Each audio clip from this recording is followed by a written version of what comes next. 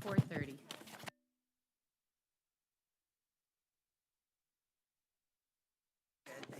Awesome. I think you're over there.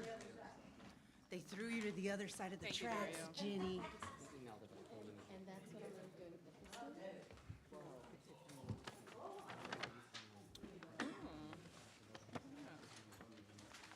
I saw it.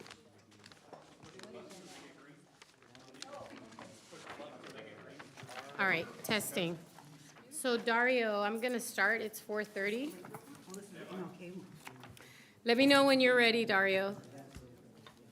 yeah, this one's really nice. This is really Oh, successor. Okay, got it. Okay. Let me know when, Dario. Good afternoon, everyone. It is 4:31 p.m. Today is Wednesday, January 24th. This is the regularly scheduled Board of Trustees meeting. We are on the Pacific Coast campus of Long Beach City College. My name is Vivian Malaulu, and I'm your board president. Madam Secretary, roll call, please. Virginia Baxter. Here. Herlinda Chico. present. Vivian Malaulu. Here. Uduak-Joe Ntek. Here. Sunny Zia. Here. Do we have any public comments on closed session items? None received. At this time, we will adjourn to hear several closed session items. Item 1.4, existing litigation. Item 1.5, personnel. Item 1.6, public employee performance evaluation. Item 1.7, conference with labor negotiator. And we will be back shortly after that. At this time, I adjourn into closed session. Thank you.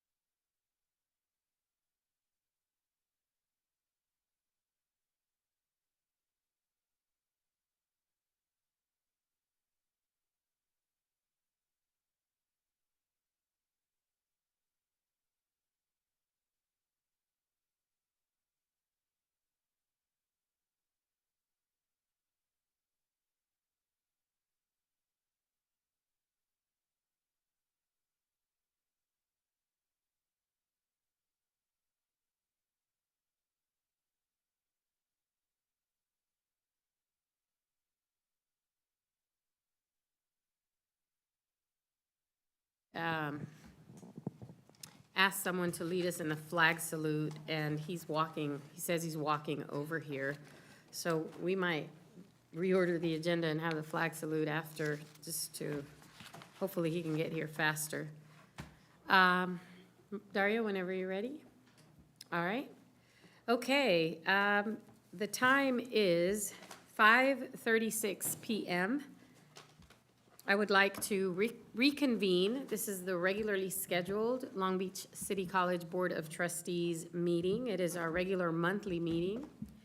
And I'm going to take a moment of personal privilege and just bypass the Pledge of Allegiance for a moment because I had asked someone to do that. When that person comes back in the room, we will go into the flag salute just to make sure that, actually, there he is.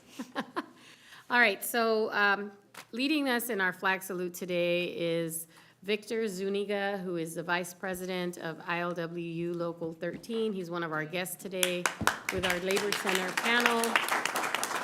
You're welcome to come to the podium, and there's a flag, and you could lead us in the flag salute. And there are cameras, and this is being broadcast live, so. Everybody please rise. Thank you. And place your right hand over your heart. And ready, begin. I pledge allegiance to the flag of the United States of America and to the republic for which it stands, one nation, under God, indivisible, with liberty and justice for all. Thank you. Thank you, Vic. So for those of you that are new or visiting us for the first time, we are on the Pacific Coast campus. It is tradition that every January we host our regular board meeting on this campus. The other months, we have it in our regular boardroom at the Liberal Arts campus. So we will be back where we usually are in our traditional boardroom then, but it is so nice to be on the Pacific Coast campus. And now I have a land acknowledgement. Long Beach City College acknowledges our presence on the traditional ancestral land of the Gabrielino Tongva peoples. This land remains unceded territory. We acknowledge the painful history of genocide and forced removal from this territory.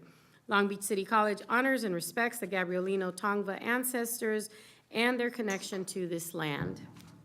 Item 2.4, Madam Secretary, roll call, please. Virginia Baxter. Herlinda Chico. Present. Vivian Malauulu. Here. Uduak-Joe Ntuk. Here. Sunny Zia. Present. Student Trustee Manetta. Item 2.5, we have no items to report from closed session. Item 2.6, Madam Secretary, do we have any public comments on agenda items? No requests. Thank you. Item 2.7, do I have any requests to reorder the agenda? All right, we're going to move on to section 3 of our agenda. We have a resolution recognizing our labor partners who are visiting us today for our 4th annual Labor Center open house. This is an action item. I'll entertain a motion and a second. So moved. We have a motion by trustee Zia, second by trustee Baxter, that the Board of Trustees adopt Resolution 012424A. It is the first resolution of the 24 year, recognizing Long Beach City College labor partners as submitted. For the benefit of the public, that resolution is on our board docs, and you can access it. And this is our framed resolution. I will not read all of it to you, but we will provide all of our labor partners with copies of this resolution via email, or if you'd like it like this, we're happy to provide it to you. You know how resolutions are, right? We've got 1, 2, 3, 4, 5, 6, 7, 8, 9, 10, 11, 12, 13 whereases. Before it is therefore resolved that the Board of Trustees of Long Beach Community College District hereby recognizes our labor partners and encourages all students, staff, faculty, and members of the public to honor the contributions that laborers have made to our community. And you will see various labor unions actually listed by name. We have a motion and a second. Is there any discussion on the item? President Malauulu. Yes, trustee Zia? I just wanted to commend you and my colleagues for their partnership, our labor partners. It was such a wonderful event today. I know you took the leadership in 2020, and it was an honor being your partner as your colleague, and welcoming our labor leaders today was truly wonderful and memorable. And I look forward to working on more pathways for our students together with my colleagues where we can make it more palatable and amenable so they can get into good union jobs. And with that, I yield my time back to you, President Malauulu. Thank you. Thank you, Trustee Zia. Trustee Antec? Hey, thank you. I just want to thank everybody who came out today. It was a really great ceremony to relaunch the Labor Center. Even though it's 4 years old, we had the pandemic get in the way, and we were talking earlier, we did the kickoff on the roof or the top level of the parking structure under the solar panels at first, because that was when we weren't supposed to get together and stay-at-home orders. But I think we had like a good 50 or 60 people there. But it was just, the support has been so strong. The need is there. Executive Treasurer Medrano was speaking earlier about how far Long Beach has come as far as the labor movement and involvement and opportunities that have been built over the last few decades. And I think even our own MC3 program, which is our pre-apprenticeship program, was a grant funded and temporary. And I think even when a year that we didn't do it because there still wasn't enough institutional support, where now we have leadership in place, board members in place, it's ongoing funded. It's not a question, is there gonna be opportunity for students next semester or not? It's just built into who we are and what we do now. And it's just been, I think, a great reflection of the transition and the transformation of this board and the college in the last 5 to 10 years or so. And it's just want to recognize and thank everybody for coming out and encourage our students to continue to get involved, come out like they did to the panel today. The panel today was packed. We need to get a bigger room next time because it was standing room only. Maybe we can do it in here. Yeah, we have more space, right? So I just want to make those comments in support of this resolution. Absolutely. We probably should have had the board meeting in that room and had the panel in this room just to compensate for the bodies. Any other colleagues on the board like to say anything? Okay, so before we vote on this resolution, I would like to personally thank the workforce development team under the direction of Vice President Infacino, Dana and Veronica, and I don't see her here, but I'm not wearing my glasses, but Veronica just started. Today's her first day as a Labor Center coordinator. We're grateful that we were able to have funding allocated to provide a staff for the position. So Vice President Infacino, would you please, I'd like to defer to you to say a few words. Oh, gosh, sure. Thank you so much. I really appreciate the support from the board. Our partnerships with our unions are incredibly important, and to have the support from leadership is immense. We have standing room only, as was mentioned on the panel, and in fact, many of our labor partners are still networking with students, and so it's very exciting to see that we went from a very small program to really students understanding pathways to union apprenticeship and how that works and demystifying the process for them. So we appreciate the support of the board as well. Thank you. Thank you, thank you. And I know that the past few months, we have so much going on with the Labor Center and so many different activities happening with other centers. The Labor Center is not our only center. We have other centers. And with so much activity, I just really appreciate everybody double downing to make our open house happen. We made a decision to have the open house coincide with the board meeting today. Since we were already going to be here, since we were already bringing labor partners, why put it off another month? And we had a very successful panel with a lot of students, so I'm grateful for that. Also, we made 2 important announcements, which I'm happy to make. Number 1 is we are launching a Labor Union Leadership Training Institute, which will kick off in the fall of 2024. There are flyers and QR codes all around. We encourage you to take the flyer, take the survey, pass it on. We eventually are working toward a labor studies department, so we've got a lot of things happening in terms of curriculum, developing coursework, aligning ourselves with the state chancellor's office. The 2 closest labor centers to us, as you know, UCLA Labor Center, Dolores Huerta Labor Center at LA Trade Tech, but we do have 2 labor studies department Cal State Dominguez Hills, and Cal State Long Beach. And we are so proud that they have partnered with us. And we are very optimistic that hopefully soon, Dr. Munoz, we'll be able to get labor studies here on campus so our students can get certificates and training and be able to take that in addition to the Labor Training Union Institute. We don't have a name for it yet. We can't decide on a name, but it'll happen. You'll be invited to that when that happens next year. But, so our students can get the training that they need, the pathways, and align themselves in union leadership positions and have union leaders come on campus and teach our students. The second announcement you'll be hearing a lot more of is we're having a Rosie the Riveter event, Guinness Book of World Records, and we're gonna talk a little bit more about that later. So before we go any further, we do have a motion and a second on the floor. We're gonna take a vote. Madam Secretary, I'd like to request a roll call vote. And then we're gonna take some photos, and there's a couple of people that are gonna speak, and then we'll go on to the rest of the agenda. Virginia Baxter. Aye. Herlinda Chico. Aye. Vivian Malauulu. Aye. Uduak-Joe Ntuk. Aye. Sunny Zia. Aye. All right, motion carries. Congratulations. And if we can get anybody that's still here from our labor partners, we're gonna come up and take a picture here, and then we'll allow you to please say a few words. Remember that our meeting is televised, and you can watch what you say in perpetuity. Come on up. Oh, I know. That way? Where do you, Jerome, where do you want it? Okay. He's the boss when it comes to the photos.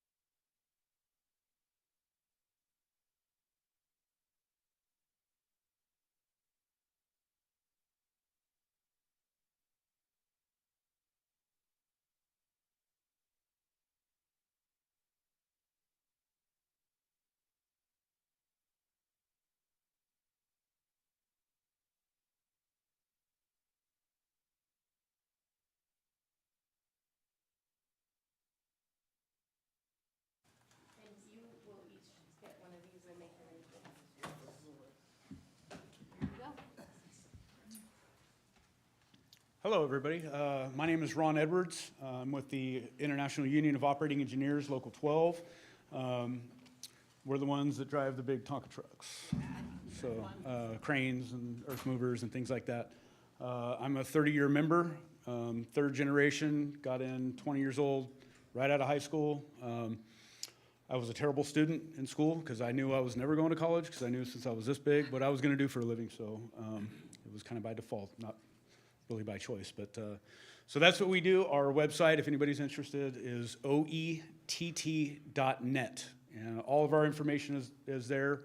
Our apprenticeship program is actually going to be opening on February 20th. All the information is on the website, but the little insight that I'll give you here is it's like buying Taylor Swift tickets. When it says 7 a.m., be on there at 7 a.m. because it says it's open till like March 1st. They're going to be gone in minutes. Right. So thank you. Yep. Thank you. Good evening, everyone. On behalf, I'm Steve Neal with the Los Angeles County Federation of Labor. And on behalf of the 800,000 union members in Los Angeles County, we really applaud the work and the partnership that we have with this institution. We are so pleased with your commitment to Pathways Out of Poverty, and our members are about 300 unions across Los Angeles. All that are speaking before you are members of our body, and we look forward to the relationship and not only strengthening that, but also helping you market that and get the information out to the general public. So thank you. Point of personal privilege, Steve Neal is also a harbor commissioner at the Port of Long Beach and a former councilman for the city of Long Beach. He's just being shy. Right? Good evening once again. I'm Vic Zuniga. I'm the Vice President of ILWU Local 13, and just want to say that we are, proud and honored to be associated with this labor center. It's a long time coming, and it's really happening at the most opportune time. As we continue into the 21st century, we're looking at labor facing many, many challenges in this country, and we have an obligation to offer resources to our young people so that they have a fighting chance. I mean, we don't have to go over, the employment climate here in California. We need to help people. We need to create and sustain hope for our young people, and I think that's what this labor center does. It's a step in the right direction. So once again, on behalf of the ILWU, congratulations on this center, and we look forward to even further collaboration with you. Thank you. Thank you. Another point of personal privilege, Brother Vic's son is an LBCC alumni and my former student. Devin Ablard, also with the LA Fed. Steve took my speech, so I'll. No, I'm just really thankful, as I look up at the board here and see people who I've been organizing with for the last several years and been doing the work since before I got here. It's just exciting to see that, these small steps we take every day eventually do lead to something very real. And I think that the Labor Center here is going to be just this beacon of hope for Long Beach. Long Beach is a union town, and this really just set that flag down there. So we're really thankful and really excited to keep working with y'all. Thank you. Thank you, everybody.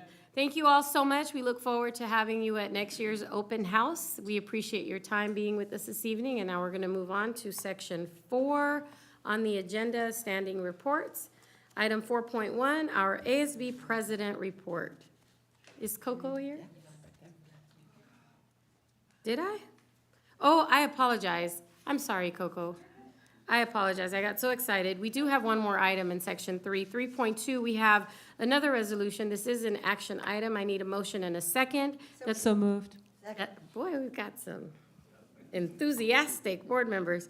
That the Board of Trustees adopt Resolution 012424D, authorizing compensation to Board Member Emma Manetta, and this is Student Trustee Board Member Emma Manetta, for the meeting of December 6, 2023, from which she was absent as submitted. Information is attached in board docs. As you know, the Ed Code allows a very small stipend, and when you're absent and excused for illness or an excusable absence, that the board has to vote to send that stipend. There was a motion? Trustee Chico, in a second? Who was the second? Trustee Baxter made the second. Sorry, Trustee Chico and Trustee Baxter, and we do need a roll call vote for this item. Any discussion? All right, Madam Secretary? Virginia Baxter. Aye. Herlinda Chico. Aye. Vivian Malauulu. Aye. Uduak-Joe Ntuk. Sunny Zia. Aye. Thank you, motion carries. And now, section 4 on the agenda, 4.1, ASB President Report. Coco, welcome.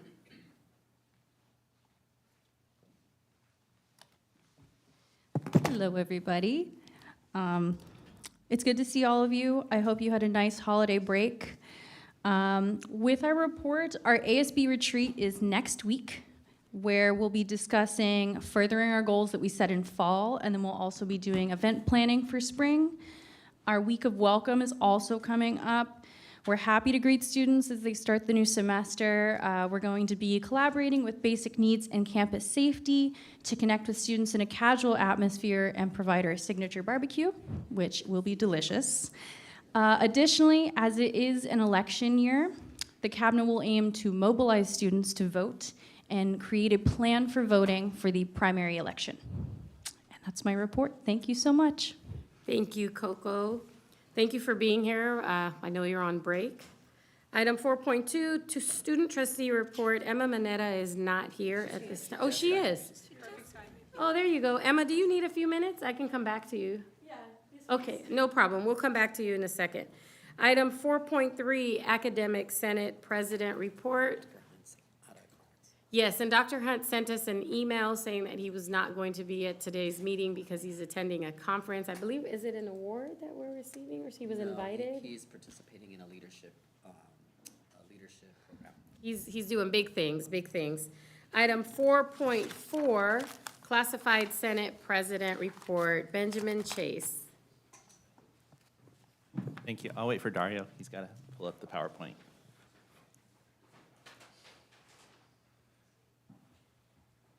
Thank you, everybody. Welcome back. Well, welcome back to the classified staff, I should say. Faculty still have a little more time, students a little bit more time, but we're happy to start seeing some of them start coming to our office now, especially for financial aid purposes and enrollment. The report's up now, so you can see it. Today is National Compliment Day, and so in honor of that, I'd like to give a special shout out and thank you to Sharon, Ariane, Latanya, Jonathan, Cece, Grace, Gina, Stephanie, Matthew, Kim, Ashley, Eva, and Brenda. Those are the members of our Classified Senate Council, and I want to thank them for their amazing support and dedication to serving the classified professionals at Long Beach City College. And anyone that attends any of our Zoom meetings knows that I usually have a 4-sticker Post-it thing behind me that talks about "You rock," and so today I want to say it publicly to everyone: you rock for it. Next slide. This is a really awesome opportunity for me. I get to acknowledge a couple of my colleagues. Back in December, Kim Kasuga sent a message to me about one of my colleagues in admissions and records and how awesome she was and what she did. So I just want to share, this is for Miss Felicia Martin. She is the one in the purple top in the photo you see. Felicia Martin is a rock star, capital R and S. I've had the pleasure of working with her as we launch our first accelerated for psychology major cohort, and she has been so supportive, engaging, and thoughtful to the students that are signing up or thinking about signing up. She is approachable and does everything with a smile.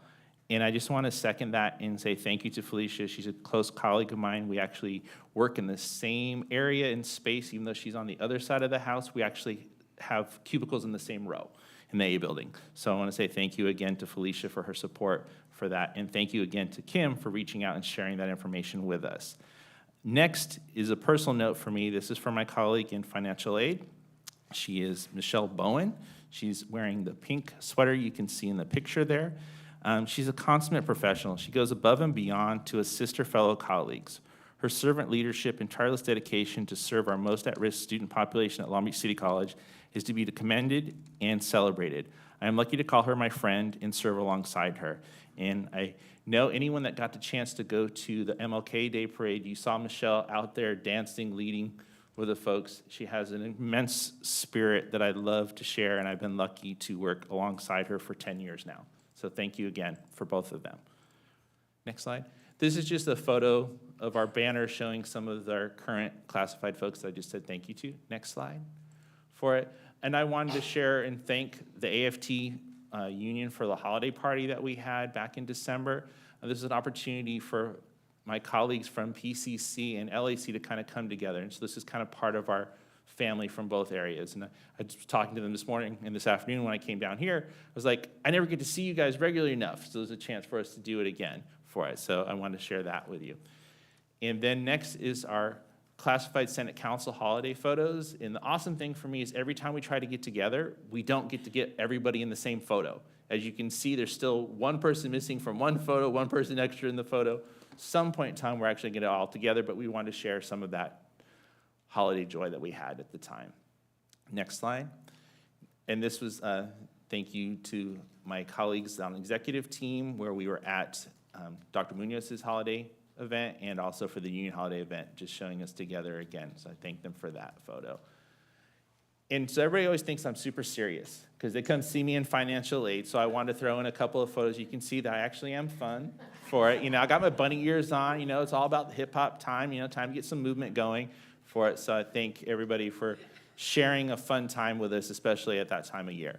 And you see one more photo. And so a critical thing that we always talk about in specific for me, live life with an attitude of gratitude. Make a conscious habit of expressing appreciation on a regular basis for big and small things alike. And as you can see in the photo there, it's that there that you see. It's the fact that we have that connection with one another, that we get to have some fun, knowing that we do a lot of serious things throughout the year, but we had a chance to be kind of simple and outlandish and just enjoy that. And so I thank the union again for hosting that party and Personnel Commission for helping support. And since just about everybody in that photo, I think, ended up with a gift card or a centerpiece decoration, we thank you again for it. Thank you, guys. Thank you very much, Benjamin. Item 4.5, this is the Bargaining President Report, LBCCFA. Come on up. Suzanne is not here. Here you go. I'm Suzanne. Hi. Not really. Vanessa Crispin-Peralta, the Vice President. So we wanted to take the opportunity to thank you for your support for the contract. I know it was a hard, long process, but we're very happy to be on the other side, as I'm sure you are all happy to be on the other side. We also wanted to send a big thank you to HR and payroll and our AAAs and AAs who are going to be doing a lot of heavy lifting as we implement the new contract. We know and appreciate all the work that goes into that. I also just wanted to take the opportunity to say Happy New Year, and we're very excited for the spring semester and looking forward to starting the work again. I know you've all been doing work all break, but I'm ready to get back into it. So that's all we have. Thank you so much. All right, item 4.6. Sorry, item 4.6, AFT Bargaining President Report, Robert Remetta. I know he was here earlier. Did he step out? Okay, all right. And item 4.7, the Certificated Hourly Instructor Bargaining President Report. Crystal, come on up, Crystal. And then after Crystal, we're gonna go back to our student trustee, Emma. Good evening. Sorry, I'm still catching my breath. So I come to you tonight sharing similar sentiments as the full-time union. I'm happy to announce that the 2023 successor negotiation tentative agreements have been approved by the union and so ratified 97.6% yes. So we are very happy about that, and I'm really happy that CHI and the district have been able to come to an agreement. The TAs and MOUs include benefits, paid office hours, and COLA. So I've sent that agreement out to our part-time staff part-time faculty, and they will review it on their own time. I also want to thank our CHI negotiations team. We have Karen Roberts, Lawrence Mamenta, and Dale Lundrum for their hard work. On behalf of all part-time faculty, I know this is the 2023 agreement, so they've been working on this for a while. So I just want to thank them for all of their hours and effort.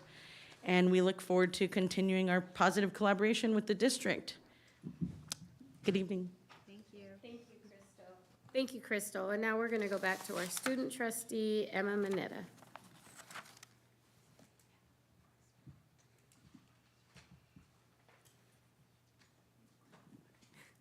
Thank you. I want to begin by saying that in December, I'd attended the SSCCC Advocacy Academy and was able to complete that 3-day program. And at that event, I was able to connect with Mount San Antonio College's student trustee, who's also their first Native student trustee, and was able to share with them 2 resolutions that I had written that was recently approved by our ad hoc committee. The first is to establish NAGPRA committees on all California community colleges. NAGPRA is Native American Graves Protection and Repatriation Act. And then the second resolution is for all California community colleges to recognize Missing and Murdered Indigenous Persons Awareness Day, as well as to implement informational sessions and events that are aimed towards reconciliation for students, and to also have to have Native and Indigenous faculty and staff to serve as those advocates for Title IX and Title V Indigenous students who experience discrimination on campus or from other students. The next thing that I wanted to share was for Native American Heritage Month. I was able, with the support of our tribal community liaison, Rio Medina, to develop a library display. It was one of the first that we've had for Native American Heritage Month.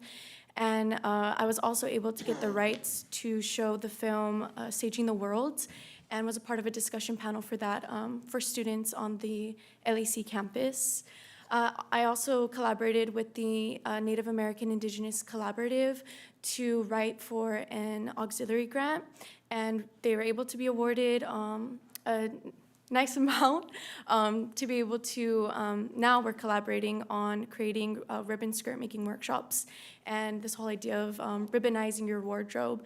And so I look forward to being able to have those workshops be available to students, and then to also have a spring showcase that's open to everyone on campus to attend and hear about the history of ribbon skirts and the importance of it for our communities.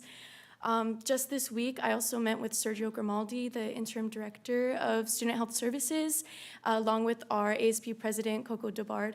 And we were just discussing having an event sometime in the spring semester centered around sexual wellness and really prioritizing steering away from typical heteronormative conversations around sexual wellness for our students on campus. And also wanted to share that for the library display, I got to share a couple books from my personal collection where my Grandma Norris is actually cited in them. And so want to pay respect and homage to my ancestors. My Grandma Norris was amazing. She was one of the last fluent speakers of both the Yurok and Tolowa language. And so if it wasn't for her, I don't think I would have the voice and the confidence that I do today. So thank you. Emma, that's beautiful. Thank you very much. Your report was worth the wait, and thank you for sharing all those personal testimonies. We're going to move on to section 5 on the agenda, 5.1, Superintendent President Report. Thank you, Board President Malauulu, members of the Board of Trustees, campus community. It feels really great to be on our beautiful Pacific Coast campus today for our board meeting. So let me go ahead and just jump right into our report. It was my pleasure to host the annual holiday party for our employees before we close down for our week-long winter break. I would like to thank Professor Sky Angulo and our choir students for providing music and everyone responsible for organizing the whole event, especially Camille Bolton. The food was amazing, and I was happy to see so many of our colleagues fellowshipping and enjoying themselves. Another wonderful annual winter event I always look forward to is the Daisy Lane Parade. It's the perfect way for anyone to get into the holiday mood, seeing all of the families gathered in their front yards for this historic neighborhood parade. Even though finals were just around the corner, we had great representation from LBCC, including our Board of Trustees, students, employees, family members, all joining our float.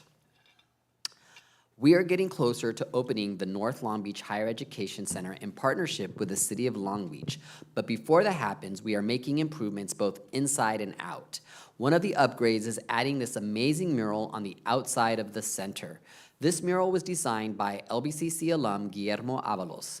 Community members were invited by our mural partner, Puente Latino Association, to help kick off the painting in December. The mural should be complete in a few weeks, and we'll have another event to celebrate its completion.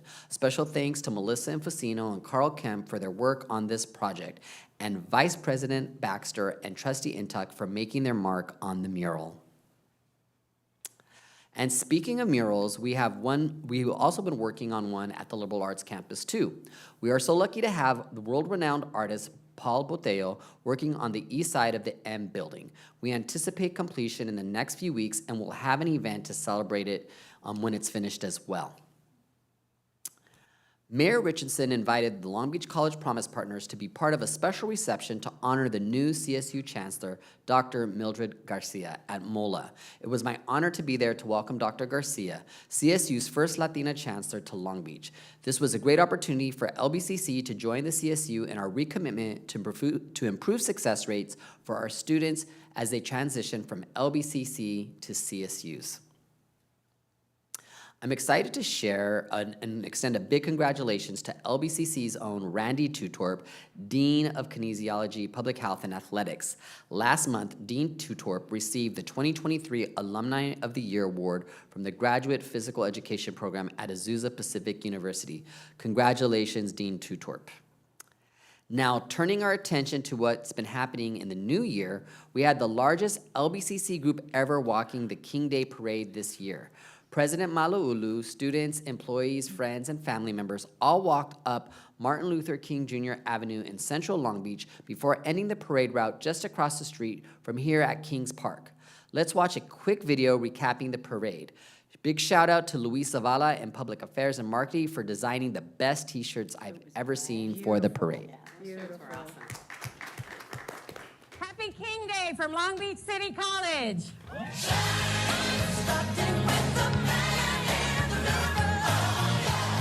Long Beach City College is excited to participate in this wonderful annual celebration of our community. Dr. Martin Luther King contributed so much to the world peace movement, education, and the labor movement. Long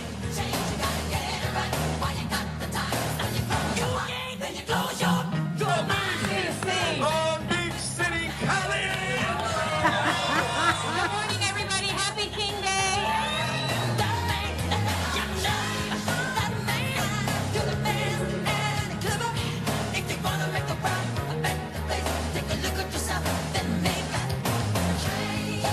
We are proud to be a part of his legacy. Long Beach City College has a place for everyone, and we welcome you.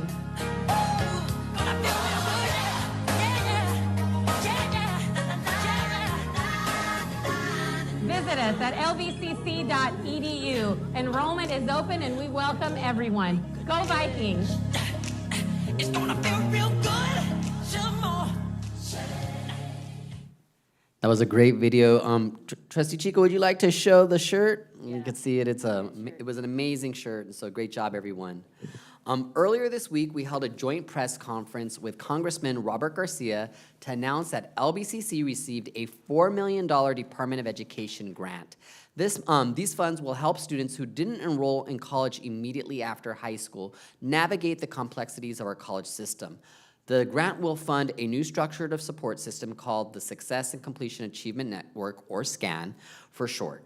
Thank you to Congressman Garcia for supporting this grant, and a big thank you to Dr. Corral, his team for working on this grant, as well as I want to acknowledge our Dean of Institutional Effectiveness, Dr. Heather Van Volkenberg, as well as Adrian in our grants office. Thank you. Lastly, I would like to invite our community members to attend the 2024 State of the College Address taking place on Thursday, February 29th. This is our annual opportunity to update the community on LBCC successes that took place in 2023 and our plans for the future. The State of the College will start at 4 p.m. in the Bob and Barbara Ellis Auditorium with a reception catered by Lola's Mexican Cuisine afterwards. You can visit us at our website, lbcc.edu, for more details and to RSVP. As you can see, LBCC has already started 2024 strong. I'm looking forward to another incredible year working with the Board of Trustees and our campus community. This concludes my report for January. Thank you, Dr. Munoz, and thank you to everybody who participated in all those events that you highlight each month. We're going to go to section 6 on the agenda, and we do have, did I skip something? Hang on one second. Yep, no, sorry. Section 6 on the agenda, and we have a couple of items there. Item 6.1 is the Pacific Coast Campus Strategic Planning. This is a presentation, and I am going to defer that to you or to Chip? So to Dr. Okay, Dr. Kirkwood is going to introduce our speaker. We do have a guest speaker who will provide a presentation. And Dr. Kirkwood, take it away. Thank you, President Malauulu. Good evening, Board of Trustees and colleagues. I'm very excited to be before you this evening. As you all know, we began a consultative process looking at the rebranding possibilities for the Pacific Coast campus as we step into our 75th year. We will be celebrating in 2024. I won't go into great details because we have with us Cheryl Broom from GradCom, who I will now turn the mic over to, and she can walk you through our process. Thank you. Good evening, everybody. My name is Cheryl Broom, and I am the president of GradCom. And our goal with this project was to put together a process and talk to your students, faculty, board members, and community to gauge the support for possibly changing the campus identifier. And if there is support, what direction the college could consider going. And we were asked to come in and help develop a process and then execute that over fall semester. So today I'm going to show you the approach we took and some of the outcomes of that. So here's our process overview. We first started by forming a campus work group. So there was participation from people on campus that helped guide us along the way. We developed a campus survey. We interviewed Board of Trustee members. We then identified some various names that we wanted to test in focus groups, had focus groups of students, staff members, community members, faculty. From there, came back, reworked some of the original ideas based on that feedback, and then did a final campus survey. So some key themes that the campus work group identified really centered around the type of offerings that are being held here at this campus. So you could see there were adult education, career education, continuing education, and then some terms that describe the outcomes of what people can get when they come here. Innovation, learning languages, learning, becoming a professional, technology, trades, training, transformative, and then workforce. So these were some of the key themes that the work group wanted to get tested. So we put together a campus survey. We sent it out in late September. It was open through mid-October. Almost 1,900 people responded to the survey, which is a fantastic response rate. And nearly 1,500 of those people completed the survey, which also is really high. Most people drop out right away. And the total sample was mostly students, so more than half were either former or current students. But we also had a great representation across the campus of faculty and staff and administration. So the first thing we wanted to see is there support for changing the name? And what we found is that nearly 2/3 of the sample actually said that yes, they did support a new campus identifier. Only 10%, 9% specifically said they did not want to see a change. And then when we separated the students from the rest of the survey respondents, we found that students were even more supportive. So that was an interesting when we looked at that separately. So we've turned over all of the survey data, so if anybody wants to see it, Dr. Kirkwood has access to it. I mean, there are hundreds and hundreds of responses of why people support it, and also responses of why people do not. So we went through and analyzed those, and here are some of the key themes and some of the verbatims. So people thought that this was a great way to bring life to the campus, especially with the anniversary and the renovations you're doing. It's a perfect opportunity. We had a lot of comments around confusion around Pasadena City College, and felt that this would be a great way to stop that confusion. People said, we really want to differentiate this campus. We want to show what happens here, and just elevate it. So a new branding, new era was something we saw a lot. So then we looked at these identifiers to see what people thought of them. And you could see career education and technology, professional and trades were all ranked pretty highly, and some were ranked very low. And so the low ones we just kind of put aside and decided to not continue with those. So with those that were ranked high, we then went on and started to workshop those and put them into actual names. So some big takeaways, there is support for a change. People felt it could bring new energy, could better identify the campus, and that the keywords around what's being taught here are really what resonated the most. Skills, training, preparation, that's what people seem to gravitate towards in the survey. Our board members, members of my team, spoke to each one of you, and it was a lot of the similar sentiments: excitement around and possible change, concerns that people don't know what's happening here because the name of the campus is the location and not what's being taught here. There was a lot of discussion around ensuring that a name really showcases the diversity of offerings here. The themes of technology, trades, and innovation were echoed in the interviews, but there was also some concern that those original keywords didn't include community things that were happening here as well, such as ESL. And so that was a concern you'll see that was brought up in focus groups as well. So we tested these, we created these identifiers, and then we brought them to focus groups. And this was the fun part, because they hated them all. And Dr. Munoz said, wait a second, I thought we had a survey that showed popular terms. But this is why you do both. This is why you do quantitative and qualitative, because a reaction to something is different when you're talking about it than when you're taking a survey. So we started to really get into what is it that you don't like, and really people thought that they were vague. They didn't effectively communicate how caring this campus is and how important the community of this campus is and the role that you serve in the community. So really, that was what was missing from the initial identifiers, was that feeling of community. But there was agreement, even in the focus groups, that there needs to be something new, something different to communicate what's happening here. And our main takeaways from those discussions was that it should be balanced and inclusive, progressive and forward-thinking, and capture the heart of the campus. And of course, do all of this while saying succinctly what is being taught here. So we came back and we had a lot of discussions. We went back to the original survey, we went back to the interviews with the trustees, we went to the focus groups, and we picked out the three most popular words that resonated in terms of that progressive, what's being taught here, and that was trades, technology, and careers, right? And that's what's happening here. But there's also community learning happening here. We saw that community education didn't test well, adult education didn't test well, but community learning was something that was talked about a lot in the focus groups. So we went back out, we tested these three, and here is where they fell. Community learning and trades was the most popular. Among students, it was pretty much a tie between community learning and technology and community learning and trades.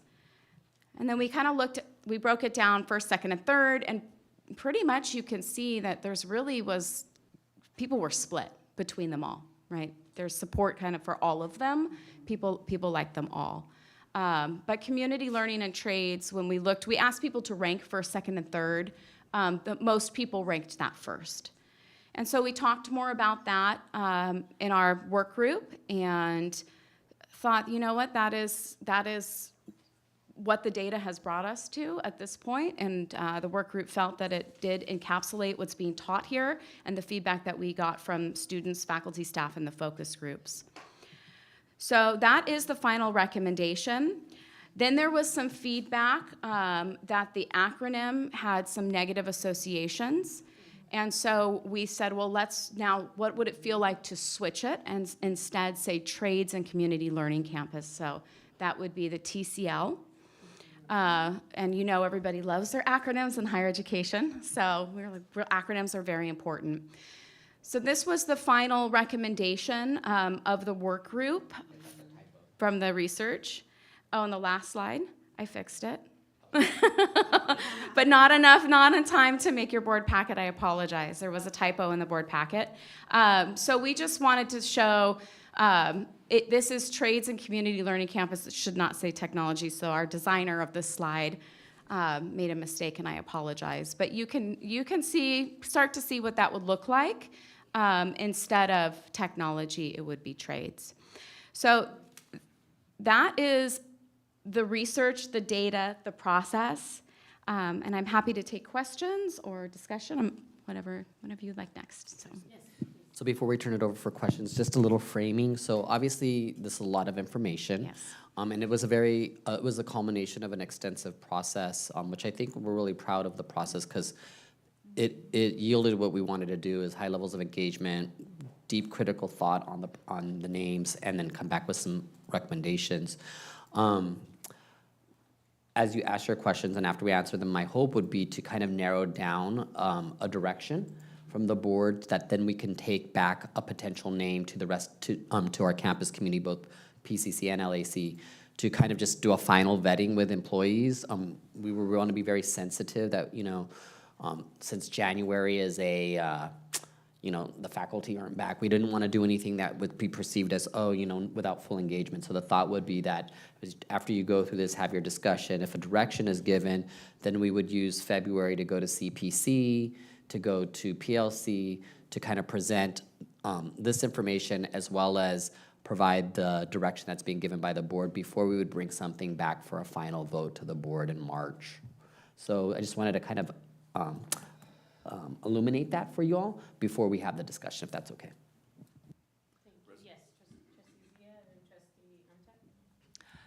First of all, thank you for your efforts. Just a quick question, and this may be a very inane question. I know LA has this catchy name, Los Angeles Harbor Tech, was it? Trade Tech. Trade Tech. Is it plagiarism? I mean, it's just simple and easy to remember. I just want to see if we can, maybe Long Beach Trade Technology campus, was that tested? Did I miss that? Just so it's like it sticks and it's a little bit more tractable. I like this. Obviously, this was based on shared governance and input received from the college community, but I just want to offer that it just doesn't really captivate me right away. Then it would be nice if we can follow a successful model like LA Trade Tech or Long Beach Trade Tech. It would be great, so people can identify with it. Just my perspective. Yeah. Do you want me to? Yeah. Oh, go ahead. I can too. Okay. Yeah.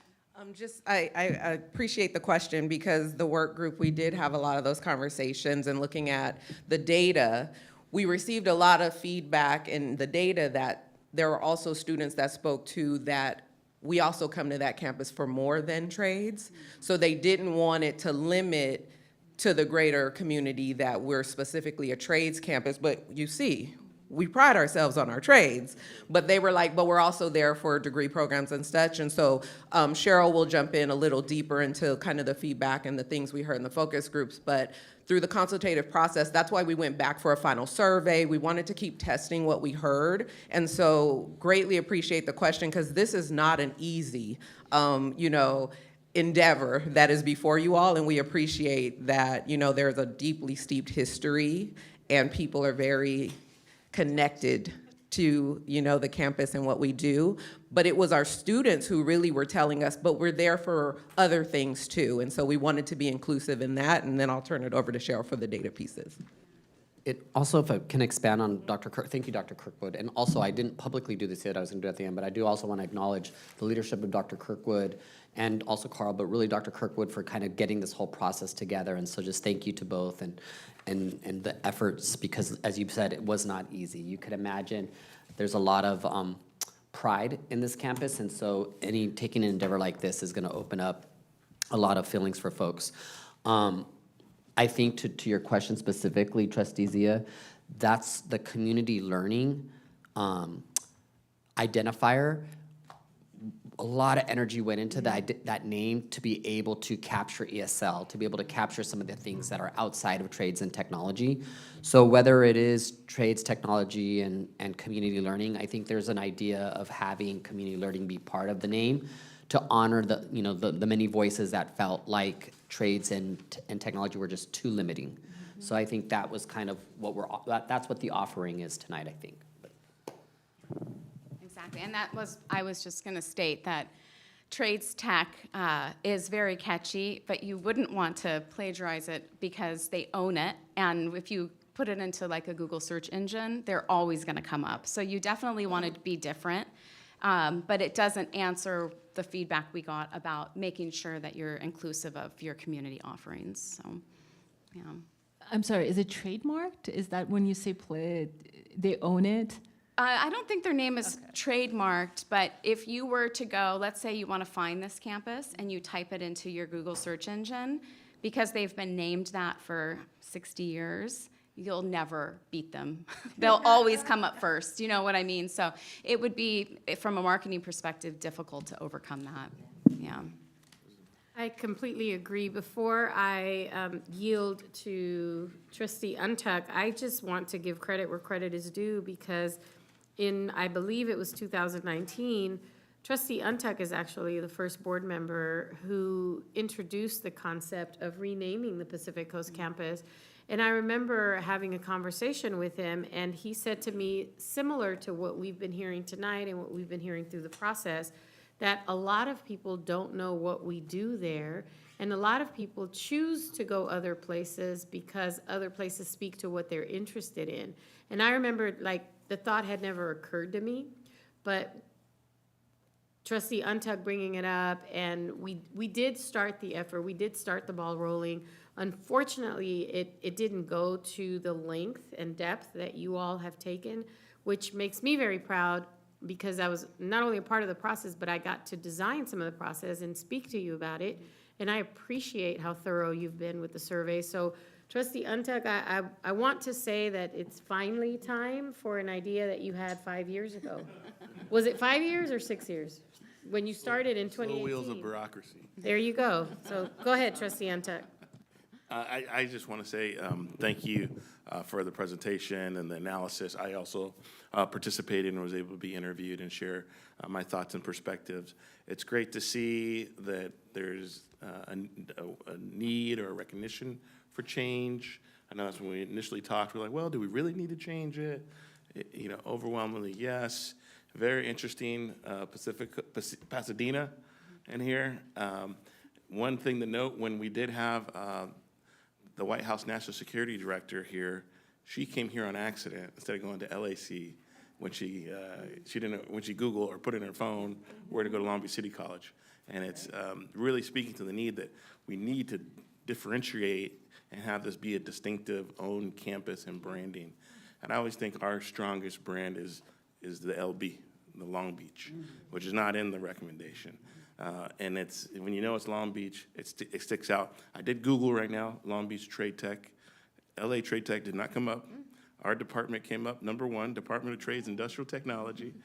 Number 2 was the Universal Technical Institute down the street from us. And LA Trade Tech, not till number 6 they showed up. So, you know, with SEO optimization, we have an opportunity there. You might be able to bump them down on that second page. And, you know, looking at like what were the 3, you know, yeah, it was a tie, it's very similar. It's not a real statistical differential, but it was, you know, career education, technology, trades, community learning all kind of came out. I don't know if folks are amenable. I mean, we still have to ultimately take a vote and finalize it. But if we did do the Long Beach Trade Tech and Community Learning Center, or use a colon, you know, Long Beach Trade Tech colon Community Learning Center, I don't know what's the right abbreviation in the middle, it's possible. I had this, you know, going door to door. I met a young man who was doing electrician work, and he goes, oh yeah, I go to LA Trade Tech because they don't have it here in Long Beach. I said, oh, actually we do, but it's just at the other campus that he didn't know. You know, he was telling me how much he was spending on gas going to LA, and he was gonna drop out. Wow. And I told him, just transfer and come here. It's like down the street.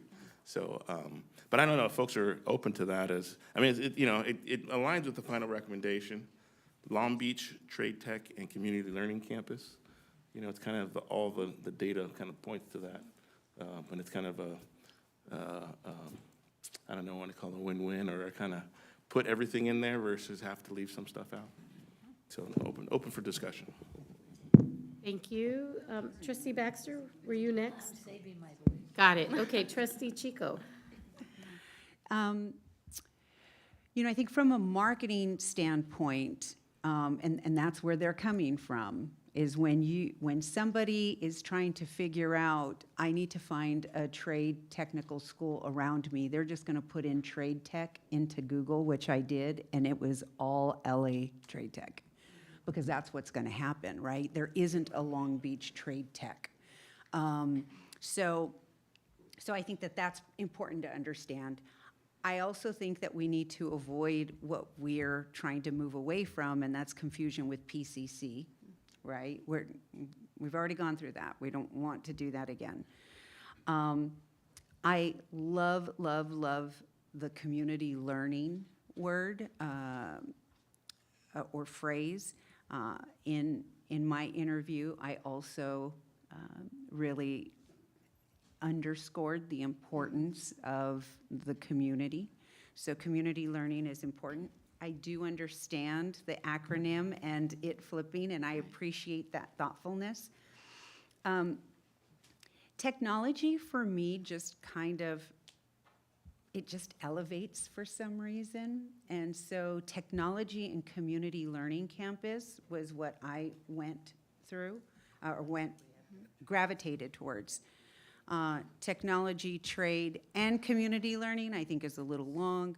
Trades and community learning, again, I could go with that, but I'm more partial to technology, and I think that also will speak to the future and how we're growing with space speech and a lot of other technologies. So that's just my 2 cents. Okay, I agree with everything that's been said on the dais here today. I do think Long Beach Trade Tech has a ring that we can really capitalize on, and I think that we would capture a lot of enrollment here in the area, which is our intention. I don't think, and perhaps it's my own naivete, but I don't think we really compete with the same market as Pasadena City College or LA Trade Tech. I think it's a different demographic, and the community that they serve is geographically removed from us, but it's also, you know, socioeconomically removed from us. I think that having our campus rebranded for what we are, which is, you know, the trades and technical education, I, you know, agree. Community learning is great, and it's great in the title. I wonder if maybe we can all internalize some of this and then take some time. We do have time before the deadline that we kind of set for March to decide. And I'd like to hear what the rest of the campus community says when they return. So the faculty, that I know that there's additional work to happen, but knowing how we feel might give people more comfort in expressing their views, and understanding that the mission ultimately is going to be to improve enrollment in the areas that we provide academic training, and, you know, those are the areas that we're trying to increase enrollment in. So thank you for your time. Cheryl, you've done a really good job. Dr. Kirkwood, Carl, the survey's been great, and we're not done yet because I know Dr. Munoz wants to say something, but I really respect the process. I love all the steps that you took, and that's what was missing, Trustee Untuck. When we first introduced this, we just kind of threw it out there and gave it to leadership and said, here, do what you want. And it just, it didn't have this same interest in pursuing and following a process that respected the integrity of the intention of what we were doing. So I appreciate you doing that. Dr. Munoz? Thank you. Real quick, can I just chime in, a follow-up with that? Is I just want to also remind us that this is the marketing, right? The rebranding of the campus. And so when we were communicating with campus constituents, we were very clear throughout the process that this was gonna be it's bigger than just changing the name. Like, people got so focused on the name, but we wanted them to understand this really is about letting the community know the gem that this campus is, really elevating the campus to reflect the programs here that are strong and that students are thriving in. And so I also want to say to those who are watching the meeting that, reiterating, this isn't just about changing the name. It really is about how are we going to rebrand and market for the future as we step into the 75th year and what comes next. And so that's what I'm most excited about. And I know that these decisions are in wonderful hands. I know you all will consider all of the stuff and the great work that we've done with GradCom and Cheryl and her team. But just reiterating to the campus at large that this is so that this campus can truly shine and thrive in the things that we do exceptionally well, because it is a gem and enough people don't know. Well said. Yes, thank you, Dr. Kirkwood. Student Trustee Manetta. Okay, student trustee, yes. Sorry, I didn't see you, I didn't hear you, sorry. No, it's okay. I do appreciate the emphasis on trade and having trade tech be sort of the forefront of the renaming. I'm not opposed to the idea of community learning being a part of the title. I think that's also really important because that's something that I really cherish about being here at LBCC, is what goes beyond the classroom and how I benefit from those interactions as well.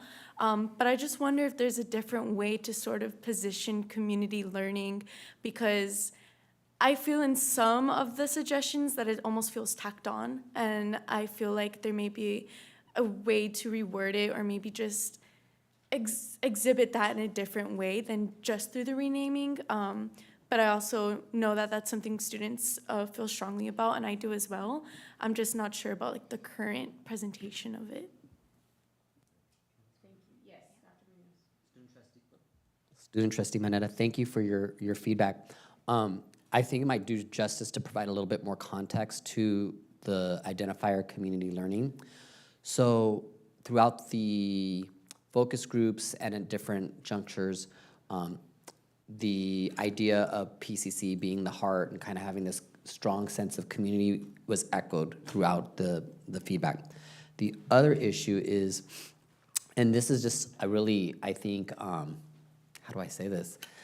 I think it's a shortcoming of the state of California, to be really honest with you, but we don't have good identifiers for programs that are called non-credit or continuing education. So if you look at other colleges and you look at those kinds of course offerings, continuing ed, non-credit, those campuses are called continuing education, but most people don't really know what that means. It's very nebulous.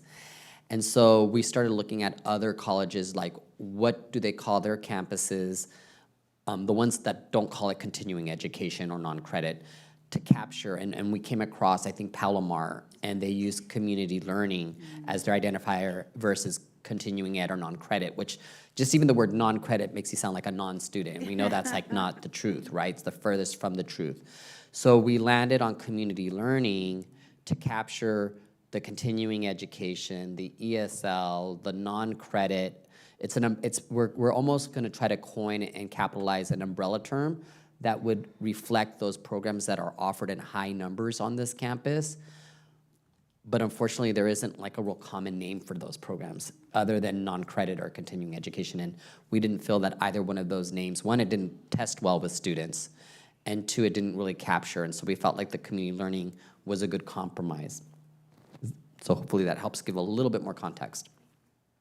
So I think this is a great conversation, and I'm not trying to, and let me be really clear with my intent, I'm not trying to push the board beyond where they're at, but we do, if we are going to make certain timelines for the 75th anniversary and whatnot, and to be able to go through the remaining stages of our shared governance process, our participatory governance process, it would be really helpful if I could get direction tonight from the board, if yes, there is support to move this conversation forward.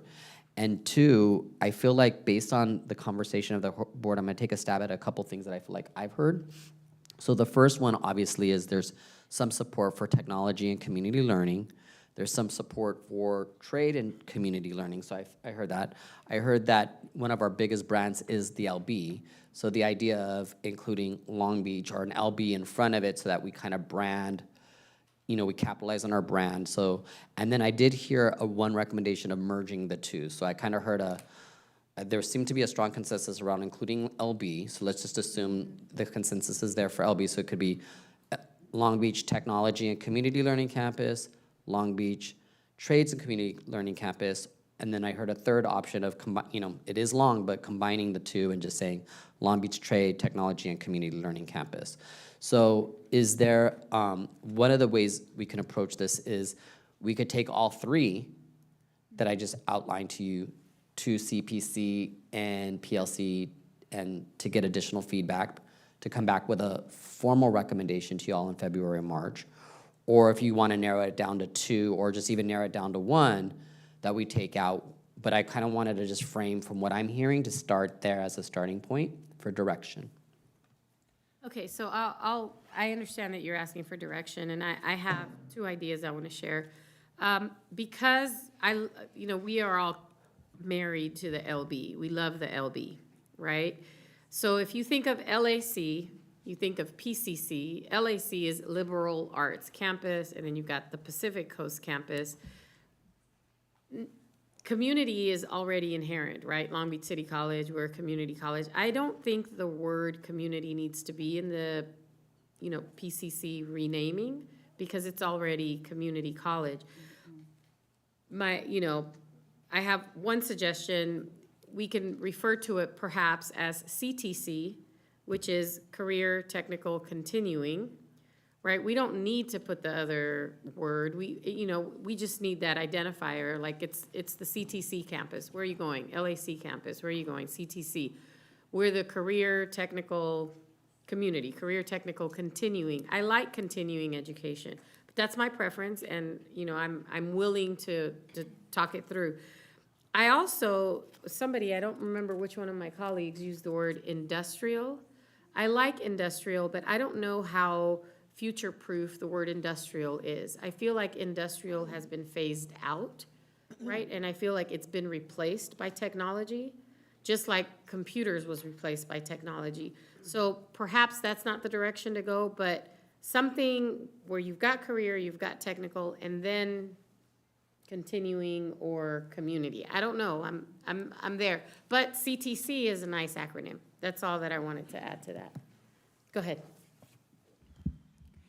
So what I heard from the many people who participated in the survey is that community is really important. And community is not in Long Beach City Community College because we're city. We don't ever say community. That's the district, right? So I think it's incredibly important that we maintain community in there, one, because of the amount of response we got from that. But that particular campus is literally in the center, in the heart of Long Beach. It really does exemplify community. And so I will fight for that word to be in there because it differentiates from any other campus. I mean, I didn't even know, I mean, Palomar, I'm glad that they're using it. I think it is a welcoming term to describe the type of education you can get here. Everything else seems very cold. Trades, technology, industry, so you warm it up with community learning. That's the way that I interpret it. Like I said, my preference is technology and community learning campus, but I am open to trade and community learning campus, trade and technology. So I don't know if you want to, I'm okay with you submitting all three to move forward so we can get some feedback on that. Good, thank you. Trustee Ante? Yeah, thank you. One thing I think we should put a couple options. I think we should just put Long Beach Trade Tech and see what people come back and say, and the other options. One of the things about tech, there's two things in the survey. One was technology and one was technical. And they're two different words, but if you just take the tech portion of it, you can encompass both in one, and it's shorter. The other thing is this name's getting really long, and so as much we can condense it, I think the better. Also, it's like, we have formal names. We're formerly Long Beach Community College District, but we say we're Long Beach City College. Like what the formal name is versus what we call it or describe it on the map or in the catalog can be different. So maybe we call it Long Beach Trade Tech, but it's a community learning campus. It's not mutually exclusive, but it's just too long to have all of it. And I really like what Dr. Kirkwood said about, we should start thinking of this as a standalone campus college. There's 2 and 3 college districts. This could just be its own college, and with a president, and we can make Mike the chancellor one day, and, but, thinking about like starting the process, like this is its own college in itself, and it can have a larger descriptive beyond what's in the official name. President Malauulu. I just want to point out Trustee that this topic was handled 5 years ago to have a chancellor and 2 colleges. And it did not work financially. It was not to our benefit. So I don't want to just keep reinventing stuff that's already been concluded. And I am losing my voice, so I won't say anything more.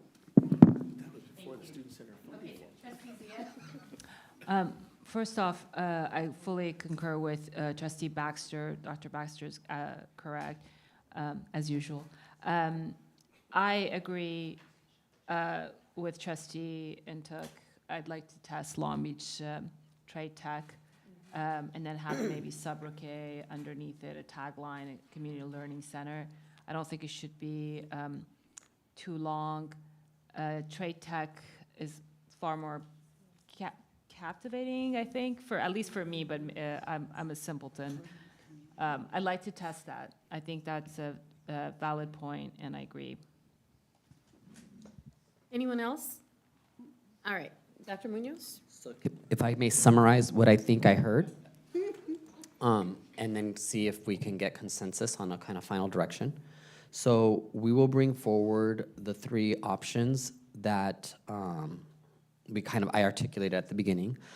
So those options are in assuming, we know everything's Long Beach, so I'm just gonna, to shorten it, Trades and Community Learning Campus, Technology Community Learning Campus, Trade Tech, and Trades and Technology Community Learning, like the whole massive one. Long Beach Trade Tech is what I think we're saying. We want the Long Beach in the title. Correct, okay. That was one, but the other one is not the whole thing, because I had suggested doing the whole thing, you know, but I do agree with what Uduak says, that it's long. So Trade Tech, Long Beach Trade Tech and Community Learning, I'm okay with. So let me rephrase it again. So I want to make sure I got this right. And just so that we're clear, this is when we go out to the constituency group leaders, CPC, PLC, to elicit the feedback. So I'm gonna one more time read it out loud. And this is great. You know, this is part of the process. It feels like this. So I'm sitting with all of this. So Long Beach Trade Tech would be the first one, and we'll take Long Beach Trade and Community Learning Campus, because that's the first choice recommendation based on the data. The second would be Long Beach Tech and Community Learning. CLC. Community Learning. Wasn't the recommendation technology? Are we doing CLC Community Learning Center or Community Learning College? No, so this is not a college. We're one college, so it's a campus. Campus? Okay, Community Learning Campus, CLC. So it's either, so I'm gonna read it one more time just so that we're all on the same page. Long Beach Trade Tech would be the option one I will take to CPC and PLC. Long Beach Trade and Community Learning Campus. Taking all of those to them. Correct. I'll say it one more time. These are. You said it after you said that first. Yes, so we are gonna take these are the options that we will present to CPC and PLC. Long Beach Trade Tech, Long Beach Trade and Community Learning Campus, Long Beach Trade, Tech, and Community Learning Campus. Those would be the three that we're taking. Is there consensus on that? Yes. Okay, so then those will be the three that we'll talk to the constituency groups on and get feedback to bring back that feedback to hopefully have the board vote on a final recommendation. I have one more question. Yes. So when we do present, when all of this information is presented, you are also including the information that was collected from the community and the students, right? Because I don't want their voice to be lost after all of this, when we have 1,800 participants, 1,500 actually completing the entire thing. That is a lot, and I don't want those voices to be lost. By the way, those meals are fire. So to your point, every identifier that we've put forward has been one that's vetted. So for example, industrial wasn't vetted, I wouldn't make the recommendation to add a new one in. So we know trade, if you go back to that original slide, trade scored very high with the students. Technology scored very high with the students. Technical. It was actually technology, I think. Yeah, but but to Uduak's point, he says it's just to use tech because there were both the options Sure. that we could include, which Sure. is a great point. So you could see, so we'll just say tech for now, but I just want to be on, to your point was honoring the data. The data said technology, not tech. Sure. So I'm just want to make the point of what scored high.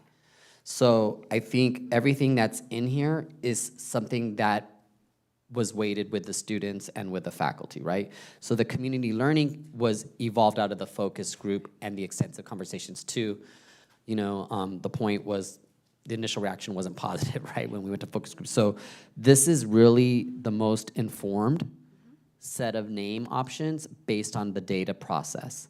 So again, to summarize, Long Beach Trade Tech, we know trade and tech scored very high.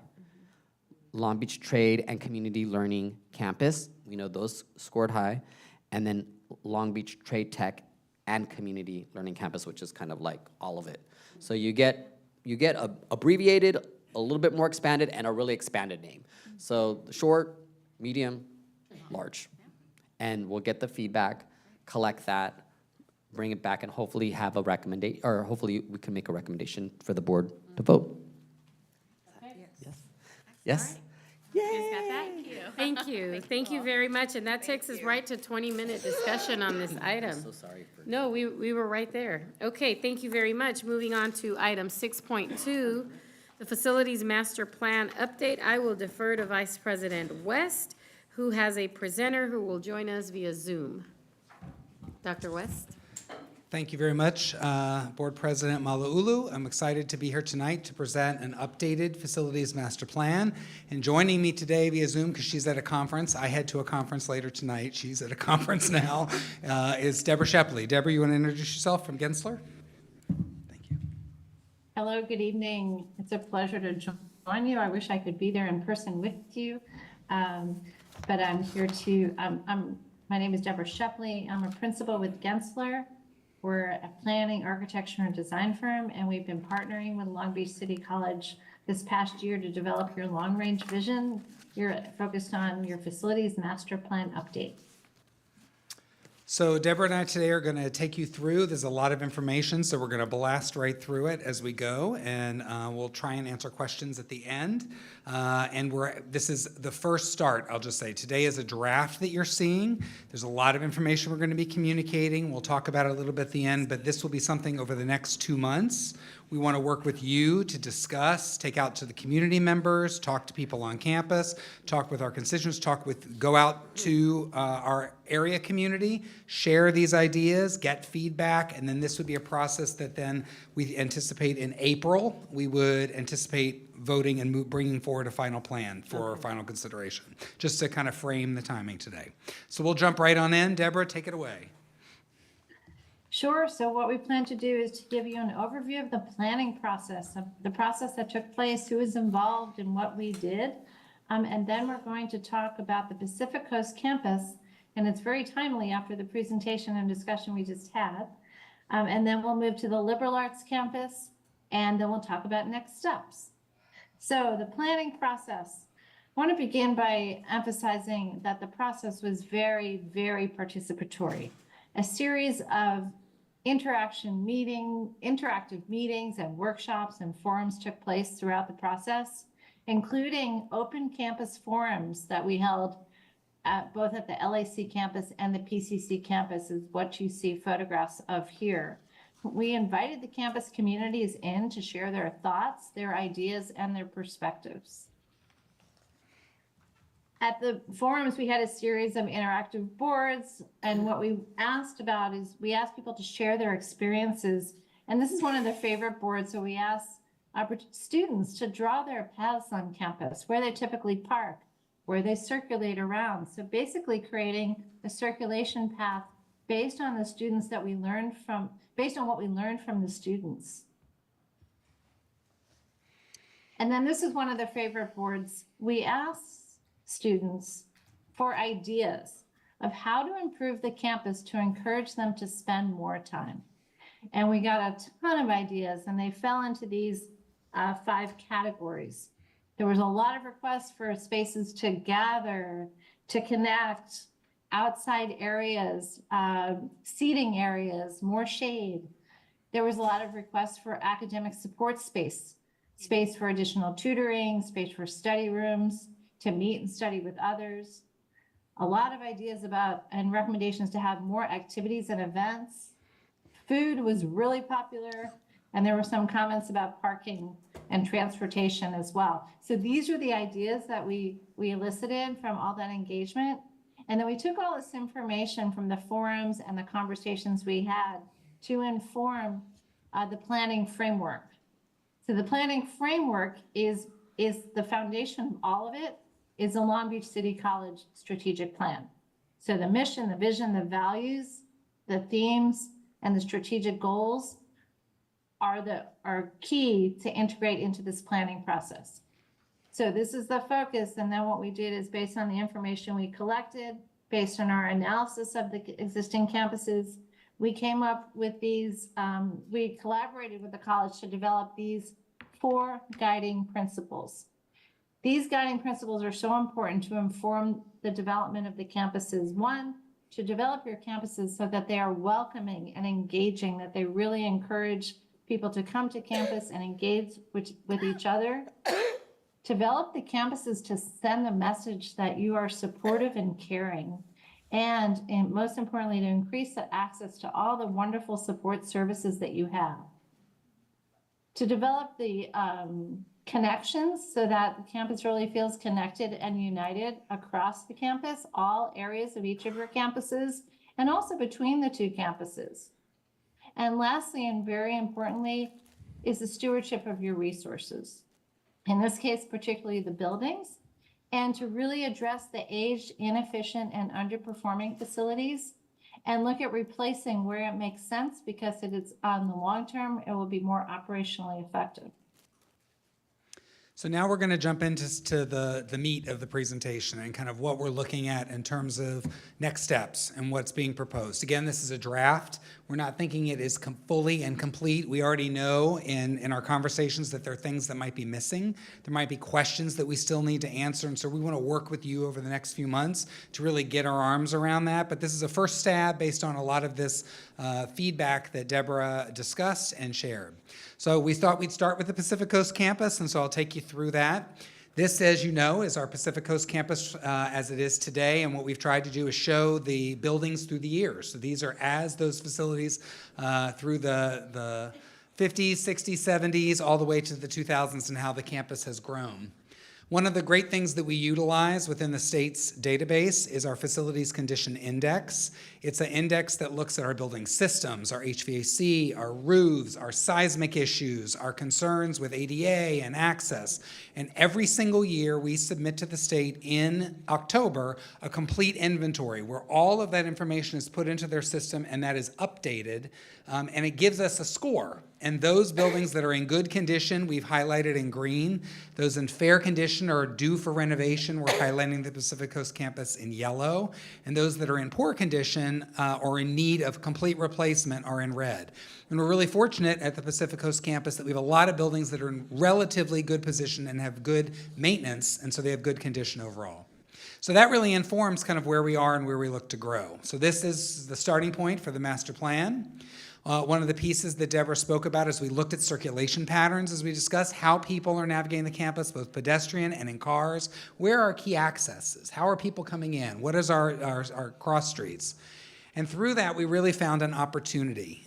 Currently, the driveway coming into our campus, you arrive at the Pacific Coast campus and you're entering a parking lot. It's not much of an exciting entrance or grand experience. It's a parking lot, and it's a parking lot that has a curve. So the curve that makes no sense. So one of the things that came out of our master plan is really having that destination, that welcome that Deborah talked about at the beginning, and having an entry point that is green and that looks really great and is a different way to experience this campus as you're coming in through the main entrance there along Orange Avenue. So we looked at straightening the street, adding some greenery, and creating a destination point, because as students are finding this campus, it's hard to find where admissions and records is. It's hard to find where financial aid is. So one of the things you'll see as a repeat on both campuses is we want a destination welcome building. So we thought that a new welcome center, taking those key components of student services, admissions and records, financial aid, our welcome center, maybe counseling, all could be in a really welcoming and engaging building, an example of which is there on the bottom. One of the ideas that Gensler and came out of our discussion is a large kind of almost entryway in that shaded space. And so we think that's the destination as you're coming into campus, and gives us a really great opportunity that Pacific Coast campus doesn't have right now. As we looked at this campus, really the heart is the center. Everything beats around this heart. So we feel like there's a really great opportunity for us to really look at the skins of these buildings, and you can see what the buildings look like now and what we think they could look like to make them more welcoming, inviting, adding glass. It's got a great design. The Art Deco design here is really nice, but there's a way to elevate that. So we think there's an opportunity, especially in AA, GG, and EE, to really add, as we've created a new welcome center and pulled people out of those buildings, we think there's opportunities for some mini renovations to take place to really elevate those facilities, make them more welcoming and more dynamic. And part of this also is an amphitheater that we've talked for a while about having here at PCC. We've located it in the corner. Again, we're seeing it as the heart, that nexus location. But in reality, we've actually discussed throughout the planning process that it could go really anywhere within that quad. It could go behind the Welcome Center and be used as part of the Welcome Center. But right now, we're looking at having it located right there, right by LL. Next, if you remember from the slide with regards to the older facilities, the facilities that are inside of our horticulture area are in need of replacement. We see a tremendous opportunity as we look at horticulture to see a signature facility for them, an entryway, a gateway building from that main quad into. We put some examples there of some greenhouse space that would really be an entry, a classroom, an engaged space, so it's not hidden. So many students talked about how horticulture was hidden and it was behind fencing and they couldn't see it, and we want to bring that beauty forward in a way that could be really dynamic and really meet the need of changing out some of those buildings. Also, as part of it is the possibility of what could be added. And so one of the things we see as a real opportunity is the possibility of working with Long Beach Unified in adding and acquiring the Butler property that's located north. You see it fits very nicely into our footprint. It makes a nice little box, so that's a bonus.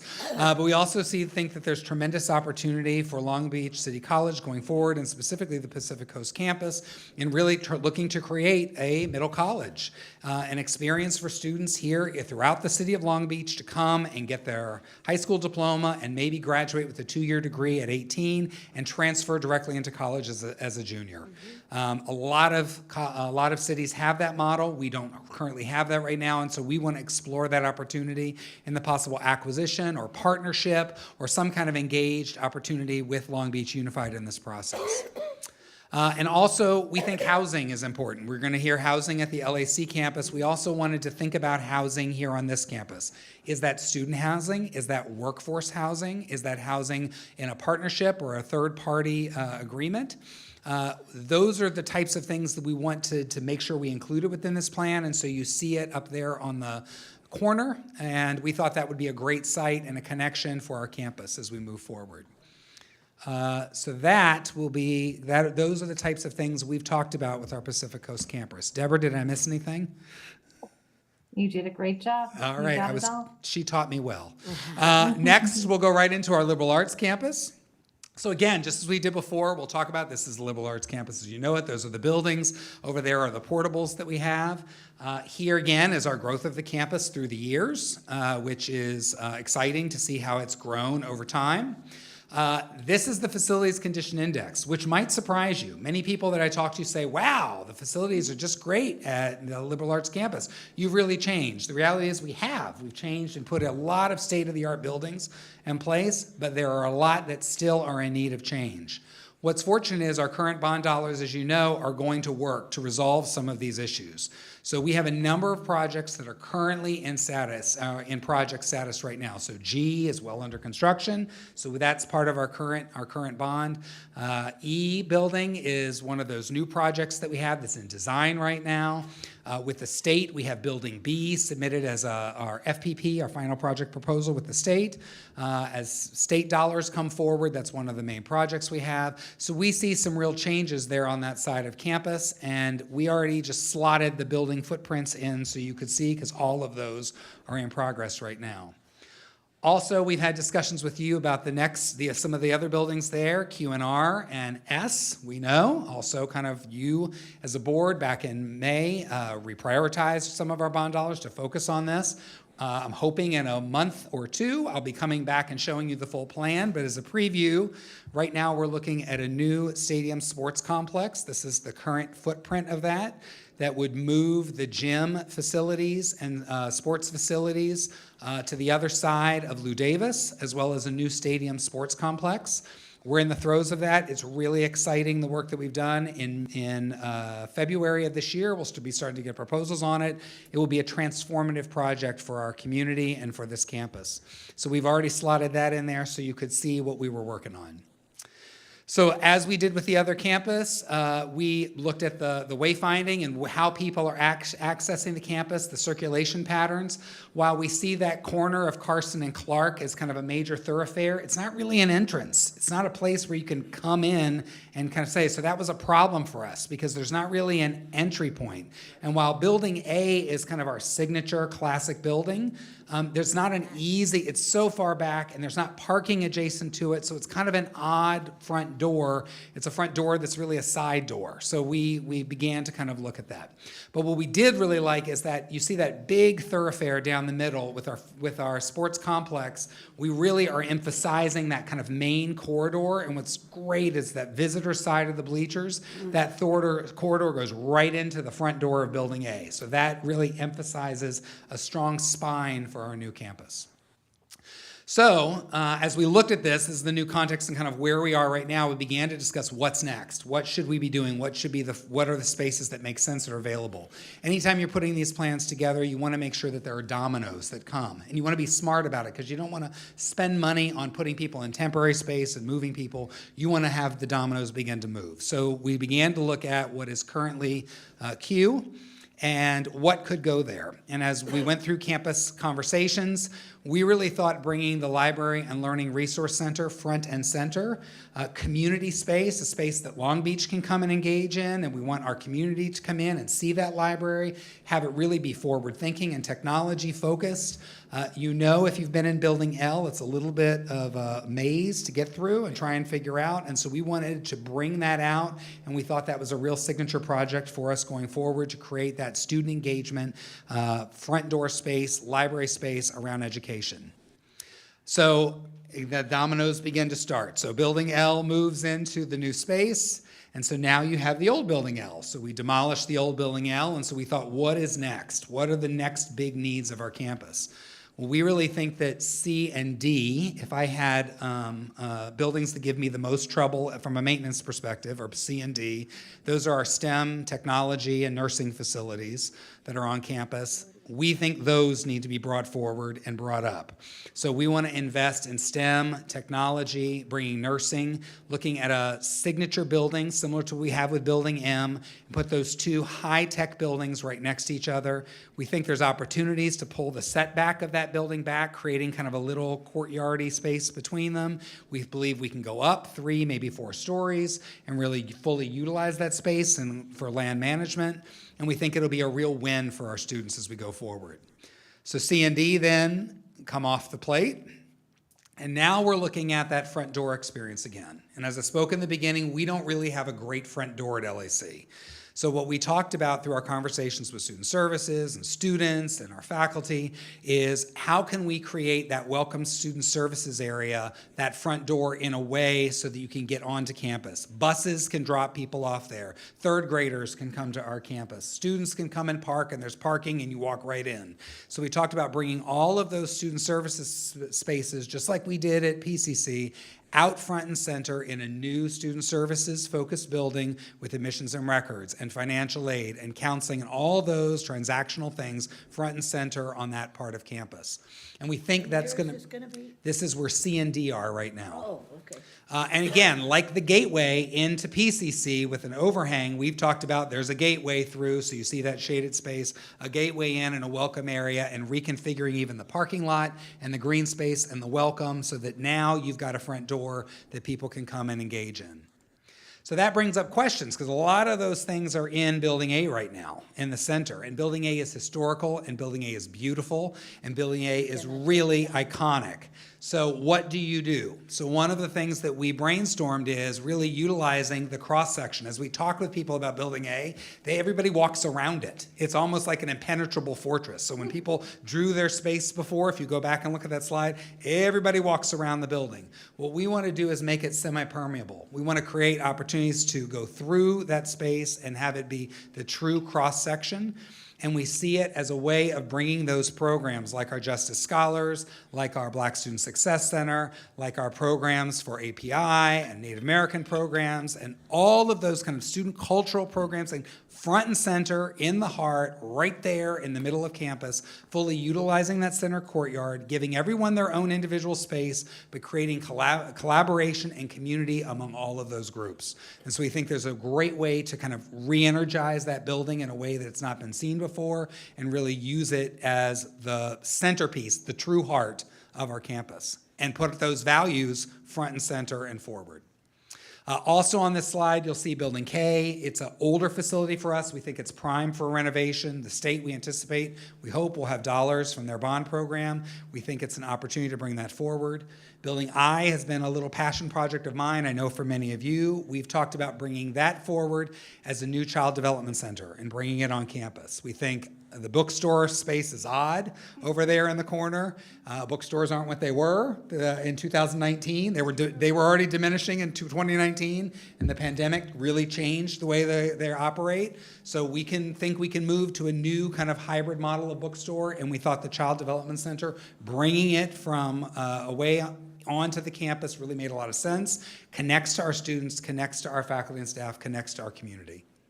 Also, you'll see on there 01, 02, those for years have been ones that have been on our to-do list. So these projects, K, I, 01, 02, are those independent projects. They're not dependent on anything else. Everything before was a domino, which you want a couple of dominoes in the master plan, but you also want those that have high priority that can slide in at any time. And these are all independent projects that we think can slide in as priorities and that we can move forward in depending on if there's resources to be able to tackle and get them done.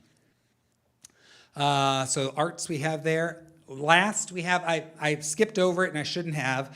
Up there, you'll notice that Clark and Lou Davis, the housing project that we submitted to the state, we put it in there. That's one of the projects that we have. I'll just tell you right now, we know that the state doesn't have a lot of dollars. All of us have seen the governor's tentative budget. We are already working right now and plan to bring, Hakeem's here so he can tell you if I'm lying.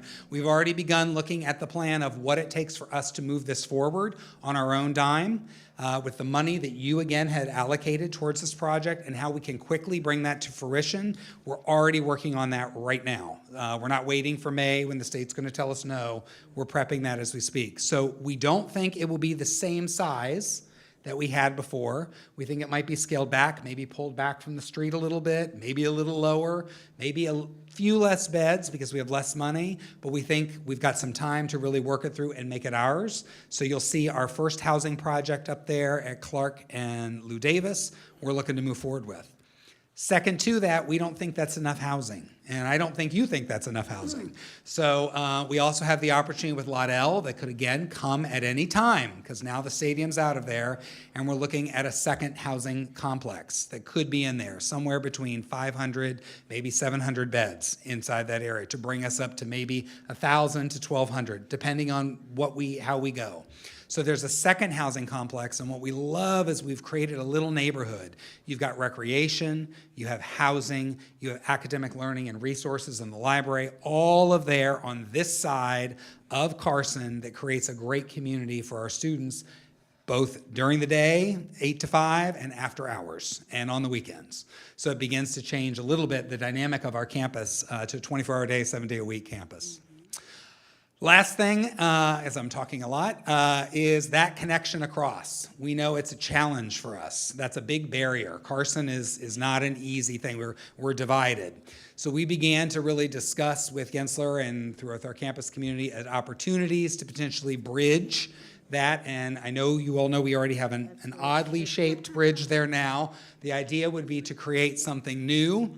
And so one of the concepts is looking at a more kind of bridge, contemporary bridge coming across, something that maybe you don't circle up and go across, but something you traverse. We think it's a great opportunity for branding. We think it's a great opportunity to kind of connect the two sides. This is just one concept that we've explored, but we would like to, as we move forward in the plan and discuss with you over the next 2 months, are these things, is this something that we want to explore and we think is important? So that then would be a fully built-out kind of campus in, roughly 2035, and something that we would try and have done. So next steps, this is the first step for you to see it. We want you to noodle on it. We want you to look at it. We want to bring this back. If you would like us to go with you out to community members or groups or agencies to share this plan, we want to do that with you. We want to gather feedback. We want to have open dialogue with our campus and say what's missing, what's included. We're going to start to look at sustainability strategies. You didn't see a lot of sustainability in here yet. You saw a lot of pictures. For each one of these now, we're going to start to identify scope and program and really get at the meat of it and start to put some paragraphs together about each one that you'll see in April that'll start to put some meat to the pictures. We're going to explore costs. What does this cost? What does this look like? What are our estimates right now? What are sustainability or ADA things that we have? What are seismic issues that we need to address sooner or later? All of those things we want to work on, and we'll bring back to you a fully fleshed out and formulated plan in April with hopefully some final draft recommendations. So Deborah, anything else to add before I turn it over to them for questions? I'm sure they won't have any questions because they had questions for the previous presentation, and I'm sure they're all questioned out. Nothing to add, but I would want to highlight that the development of your campuses and your physical environment really provides an incredible opportunity to send consistent messaging on what's most important to you as a college and your values and the messages you want to send to your students. And so coming back to the principles of being welcoming, inviting, caring, and supportive, and connected, all of those ideas are now translated into all these projects you're seeing on the recommendations, both building projects and site development projects. And just to note, again, we know it's not complete. There are things that we've talked about that I've heard discussions with. Fire academy, police academy, where is that? Is that on campus? Is that somewhere else? What does that look like? North Long Beach, is there additional things we want to do in North Long Beach? Those are things we want to discuss. Is there something in downtown Long Beach we want to do? Is there some way we want to go in? Those are the types of things we want to work out and discuss with you over time, but this is our first pass, and then we're hoping that you will give those additional things to us so we can fortify this as we move forward. So any questions? Yes, Trustee Baxter? I have 6. Oh, 6, okay. I saved my voice for this trip. Okay. Okay. I don't agree with you moving the library. Okay. And I hear what you're saying, you're making it more central, but I don't think there's a big enough rationale for that. Okay. Then I wrote up, what is the rationale for moving science and math from D and C over across from where the library was? So DNC right now is a building that is at one of those buildings that our facilities condition index is not great.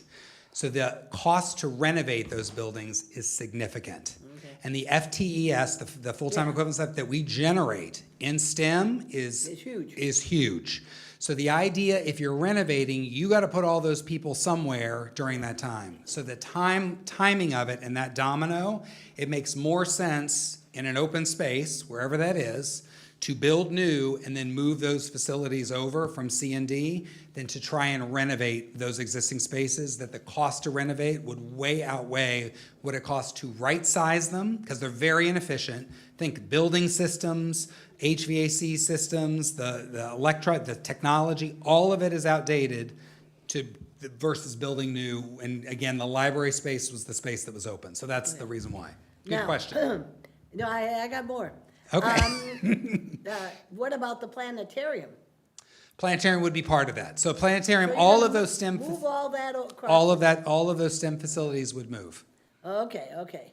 Then what would go into the building D space? Building D space would be, that's where the student services areas would go into. So that's the welcoming. That's the welcome center class. and admissions and records, financial aid. I got more. It looks like, I'm having trouble reading my handwriting. Looks like something down building F. Yeah, so What's building gonna happen F. to building F? So building F is slated to come down. Yeah. Currently, right now, building B, and if I didn't cover that, what is fashion and nutrition that's in building F is slated to go in building B. That's already part of our project proposal with the state. So that's part of the renovation of building B. Okay.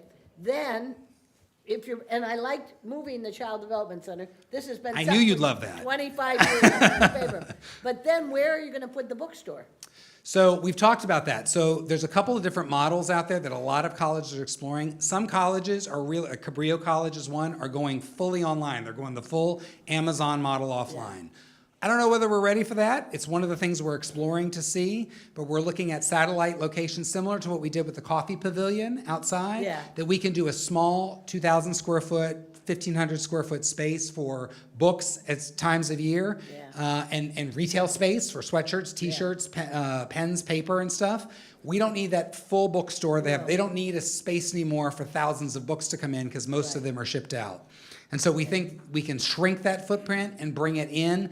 B is an option. There's a lot of space within the B project that it could go into. And we also think potentially in a couple of others, even in A, there's a corner of A that could be a bookstore space to bring that over Believe it or in. not, bookstore used to be. in I there. heard that. Many Okay. people told me. Yeah, anytime you want to ask me any of this. it's good. Okay, so you told me that.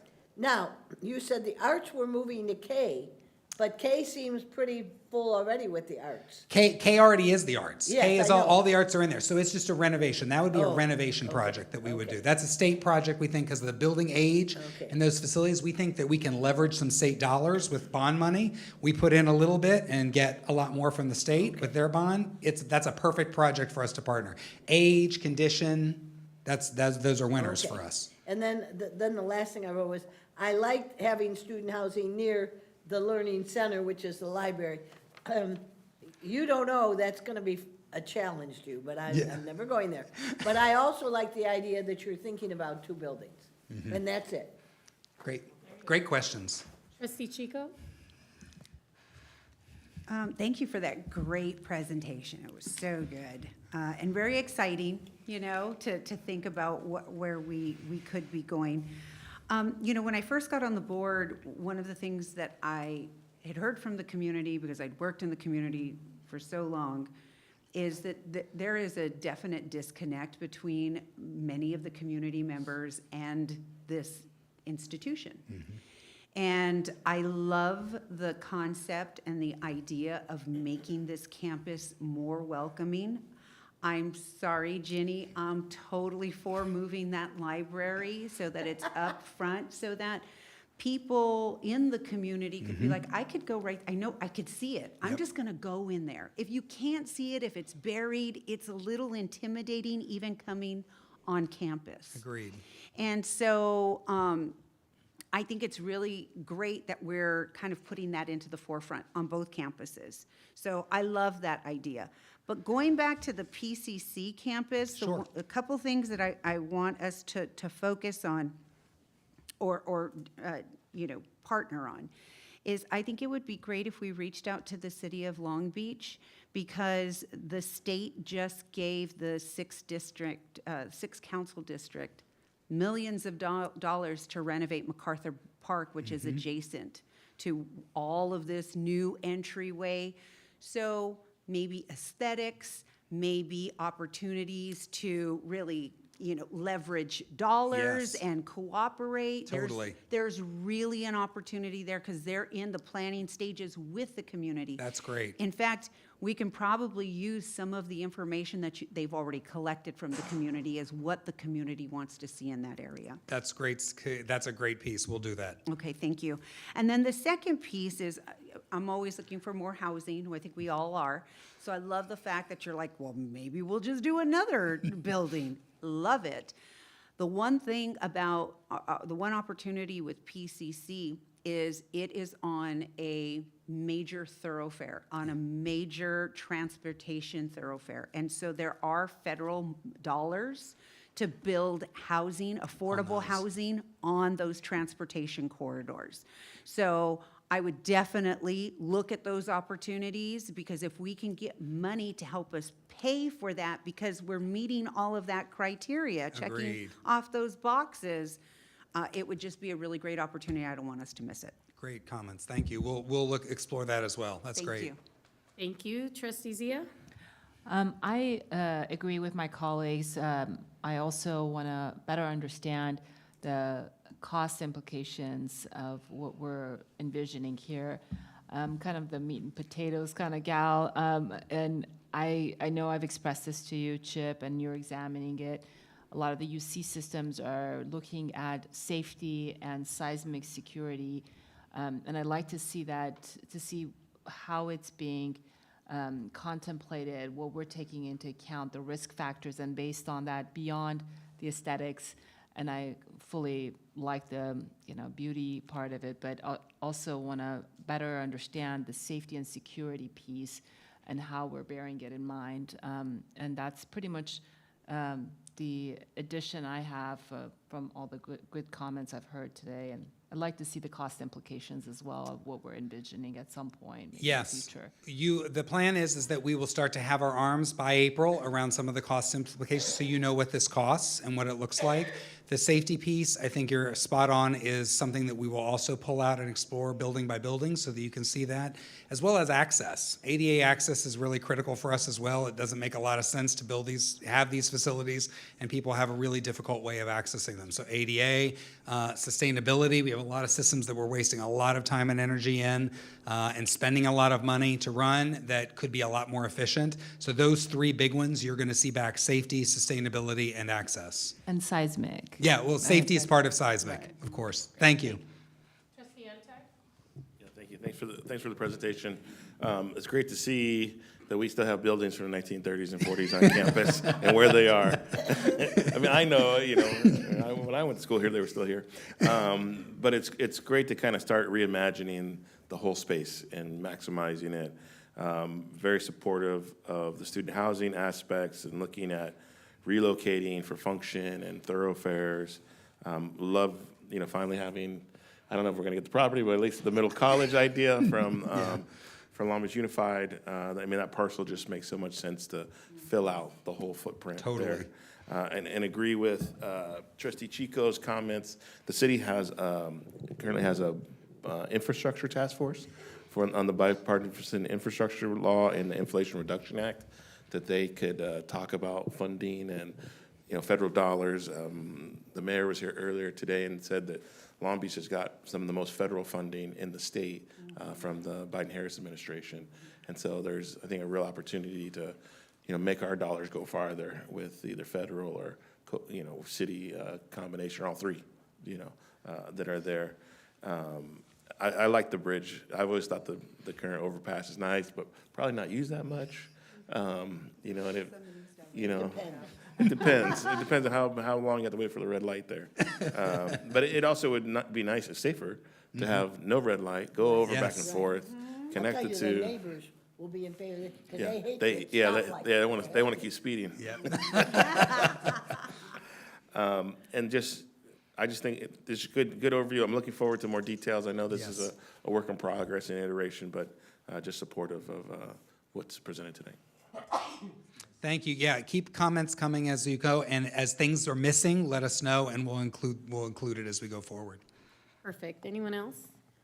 That was a great presentation. I appreciate it. You have so much energy and so much enthusiasm, and it's hard to kind of, pull away or look away because you keep it going. I think the bridge is going to be a big hit. I have some ideas. I'd love to attend some of these meetings. I'm always parking focused, even though we're pushing ride sharing and bikes and pedestrians. There are people who want to pull up to the library and have like a 1 hour parking or a 30-minute parking to go return some books. I see opportunities on Carson Street where we could capitalize on the quad area for temporary circular driveway for student pickup and drop off. Yes. Even the Viking Voyager, having the Viking Voyager pull up there, take the students between campus. So I do see that. My one request, and I know it's going to take a little bit of time, but the inconsistency of the building letters drives me crazy. Yep. When I taught in the P building, and that's the A building right there, but the B building is over here, and then N and M, and I was just like, so where's the B building? And why is O over there when P is here? Yes. So I would love to take the map and be very systemic in A, B, C, D, right? So we know if you're at B, there's A, there's C. Yep. Right? So just, you know, and I think both campuses could benefit from that. Yes, agreed. Right? So when Yeah, you this look at. one is even worse. Yes, so at some point, we Yes. don't have to wait until 2035 when these very ambitious and wonderful, robust plans are put in place. We could rename some of those buildings now to make it easier to mobilize students and people. And Excellent I know point. that there are people who will probably have a problem with it, because I love the P building. P building is like beautiful, right? No, but I just think that, you know, where we are Yeah. needs to be renamed. Also, the parking lots. I was gonna say that if you think the buildings are bad, the parking lots are worse. I mean, So that's on our to-do The list. parking lot labels don't make sense. None. So we have people who were coming to our event for the Performing Arts Center who were like, wait, I'm at the H lot, but here's the A lot. Like, it just doesn't make sense. Correct. So we have to be very intentional in That's a great making point. things more user-friendly. We'll make sure to include that. I think that's a great suggestion. All right, sounds good. Anybody else? Wonderful. Thank you, and Thank thank you, you. Deborah, for joining us. All right, we're going to Thank move you. on the agenda to item 6.3. This is Carl, who is going to present our 2024 state and federal legislative priorities. This is an action item. I do need a motion and a second that we adopt, but not yet, the 2024 state and federal legislative priorities as submitted. Carl is going to present. The reason why his presentation is so important is because we are on the eve of our state and national legislative trips that we take every year. There are 2 weekends a year that we dedicate our time for Sacramento and Washington, D.C., and it's important for us to be on the same page and have our legislative agenda agreed to by the board. So Carl, take it away. Yes, thank you, Madam President, members of the board, President Munoz. In an effort to effectively and efficiently advocate for policies, programs, and funding that affect Long Beach City College, we've developed our first official draft federal and state legislative policies for your consideration. These recommendations represent the collective input of each sector under the direction of every member of the President's Executive Leadership Cabinet and are aligned with the policy priorities of affiliated higher education organizations such as the Community College League of California, or CCLC, and the Association of Community College Trustees, or ACCT, both of which we are actively involved in and have board membership in. This legislative agenda serves as a strategic plan that directs staff activities and advocacy priorities throughout the year. These priorities are driven by LBCC's core values of academic excellence, equitable student learning and success, connectivity, anti-racism and social justice, diversity, equity and inclusion and accessibility, culture and care, participatory governance, community partnership, workforce development, innovation, sustainability, and global citizenship. Please note that this legislative agenda is iterative and evolving, and the institution may, at the direction of the superintendent president and/or a vote of the full board of trustees, take additional and specific policy positions so long as they align with LBCC's strategic plan and values. I want to also say that it also helps with the work of some of our vice presidents who have hauled in millions and millions of dollars and gives them clear direction to continue to do that. Vice President Infusino, Corral, and Van Valkenburg, and it will help in our grant solicitation efforts. Before we have you deliberate and vote on the priorities which you have had an opportunity to look at before you, I would like to give our federal and state advocates an opportunity to give you a 5-minute presentation each. First up will be Carol Gonzalez, who has been our principal lobbyist for many years now in Sacramento. Carol, please take it away. Hi, good evening, Superintendent, President, Trustees, Board President, and community members. I'm Carol Gonzalez, the state lobbyist for Long Beach City College, and I'm just gonna really dive into what the upcoming lobby day will look like in Sacramento in conjunction with the California Community College League Conference.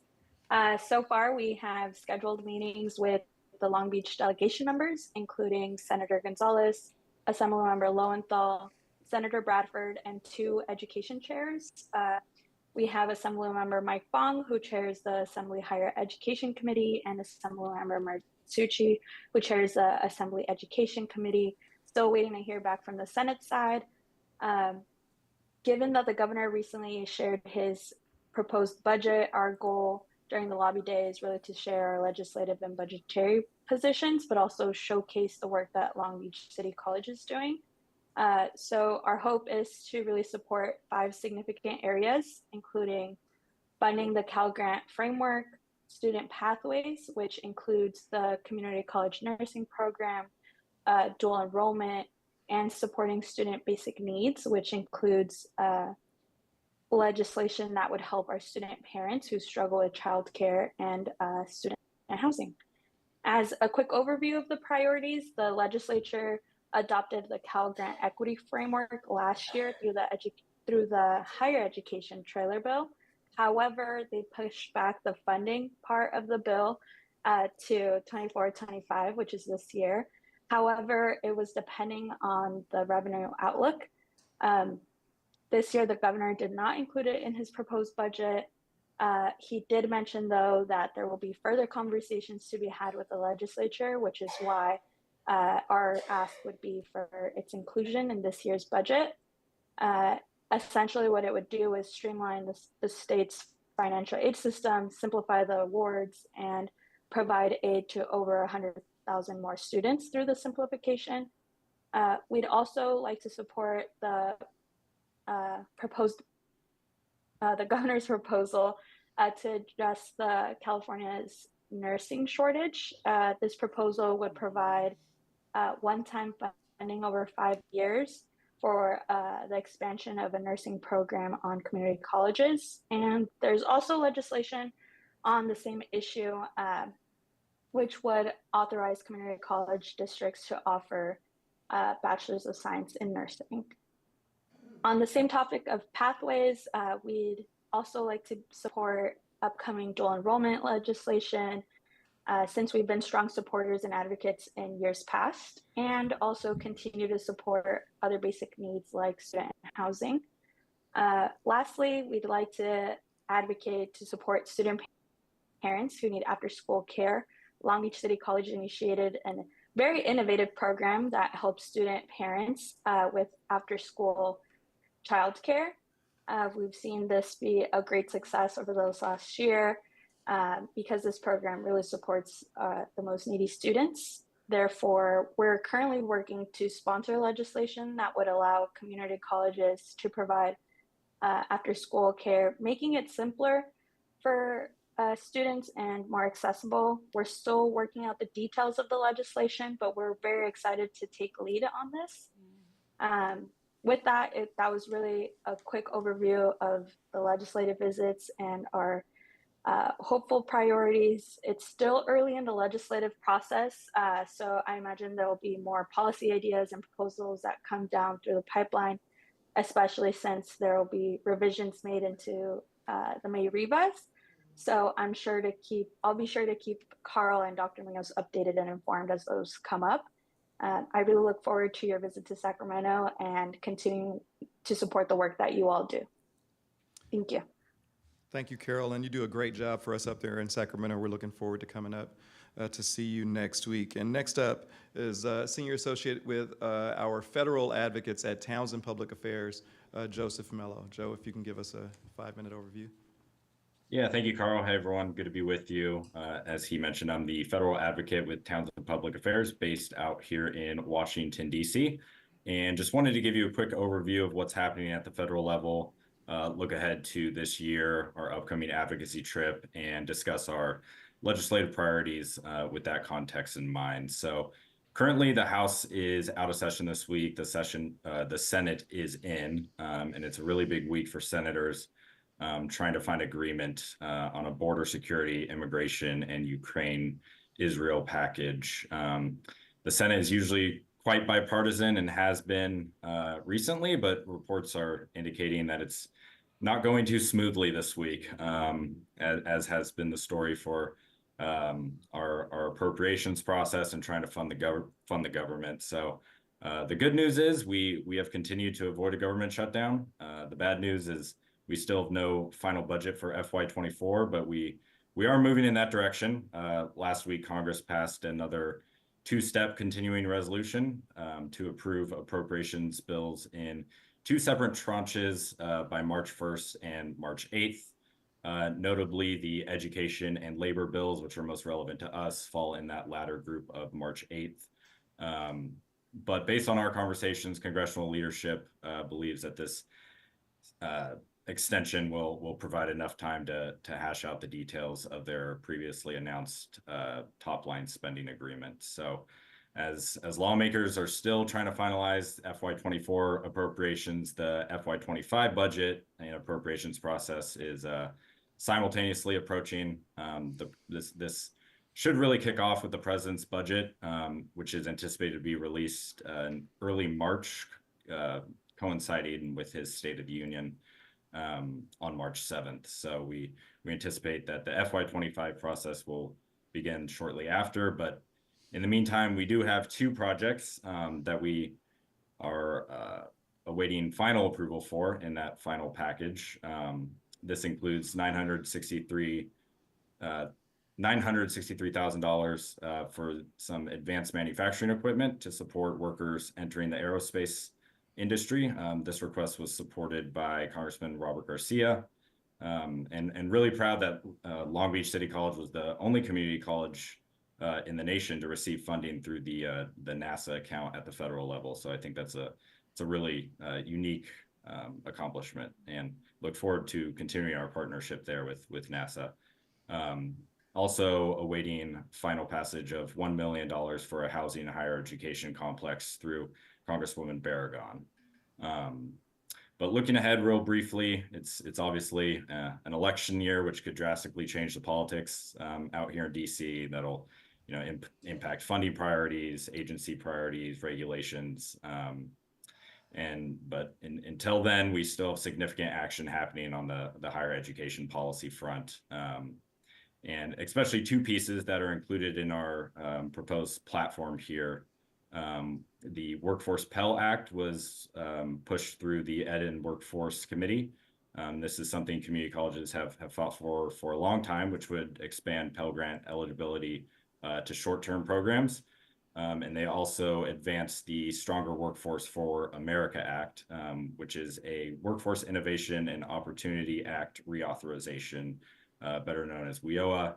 I'm sure all of you are aware that this is, the single largest federal source of workforce development activities at the federal level. And so it has been a big priority getting this done for community colleges, and there's a lot of good changes in the bill that went through committee, but we also think there's improvements to be made, and worked closely with Carl and the college on drafting a letter outlining additional policy recommendations that we'll advocate for out here in DC, which brings me to our upcoming trip.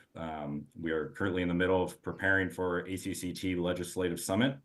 We'll be meeting with our electeds and relevant departments, really focusing on additional funding requests, including earmarks, exploring any other potential opportunities to partner with these agencies, and really advocating for our policy platform, which includes 5 main areas: strengthening and passing WIOA reauthorization, supporting Pell Grant reform, which comes in the form of the bill that is being moved through the Ed and Workforce Committee, but there's other areas that we can advocate for as well that wasn't included in that bill, and this is around increasing the maximum Pell, tying it to inflation, just other little tweaks that can really bring the most out of the Pell Grants, which so many community college students utilize. Supporting DACA legislation, border immigration reform is always a hot topic here in DC, and community colleges have done so much leading on this issue, and we want to continue to do so. And then the last two, increasing resources for basic needs and housing. So there's a lot of synergy here at the state level, and increasing funding for career and technical education programs. And, this is kind of a wide range of policies, but, despite a lot of the chaos and dysfunction in Washington, I think, good things are possible and can happen and will continue to happen. So I look forward to seeing several of you out in DC and building upon last year's success. Thanks. Thanks, Joe, and thanks, Carol. And I just want to say, trustees, we are very fortunate to have such respected and qualified folks in DC and Sacramento. We get a chance to see them, once or twice a year, but there are boots on the ground in our nation and state capitals, and they are constantly in communication with President Munoz and I and staff to keep us posted about what's going on up there and equip themselves to fight our battles. Before I make my recommendation, I would like to also thank Vice President Infusino for her historic work on government affairs and her continued support in our efforts. With that, I respectfully recommend that the Board of Trustees approves the 2024 federal and state legislative agenda. Thank you, Carl, Carol, and Joseph. At this time, I will entertain a motion. So moved. So I heard Trustee Chico earlier with the motion, Trustee Untuck with the second, that the Board of Trustees adopt the 2024 state and federal legislative priorities as submitted. Any discussion on the item? Yes, Trustee Untuck? Yeah, thanks everybody for the presentation and Zoom, the prep work, Carl, working with everyone across the campus to kind of bring it all together of what are people's needs and thoughts and ideas. We've talked about this for a number of years of doing it before we go to Sacramento versus after, so that when we go there, this at least gives us some time to read and prep. I know that when we go to DC, they have their own federal priorities that they roll out at the conference, but being able to merge the two together, I agree this should be an iterative process, maybe, in March or after the May revise, kind of revisit kind of what are the bills that have made it through committees and kind of where is the tax revenue at from April tax season would be informative. But I think it's also good that we have our own separate set of priorities, like we talked about dual enrollment and student housing and anti-racism that we're doing, so that we can be prepared to tell those stories when we do our meet and greets and go to the various offices. So I think this is really great work. I appreciate the memos and ask my colleagues to join in supporting this as we're getting ready to go. I know myself and President Malauulu, are you going? I think, is there just two of us? Okay, two of us going to Sacramento this weekend, Saturday, Sunday, Monday. So thanks, everybody. Anyone else?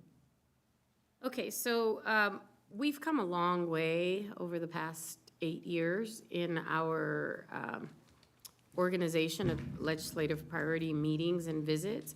I remember my very first Sacramento trip in 2017. I was handed a peachy notebook that had bios for, I think, everybody in the state Senate and everybody in the state assembly. There were no maps, there was no information. I remember going, who are we meeting with?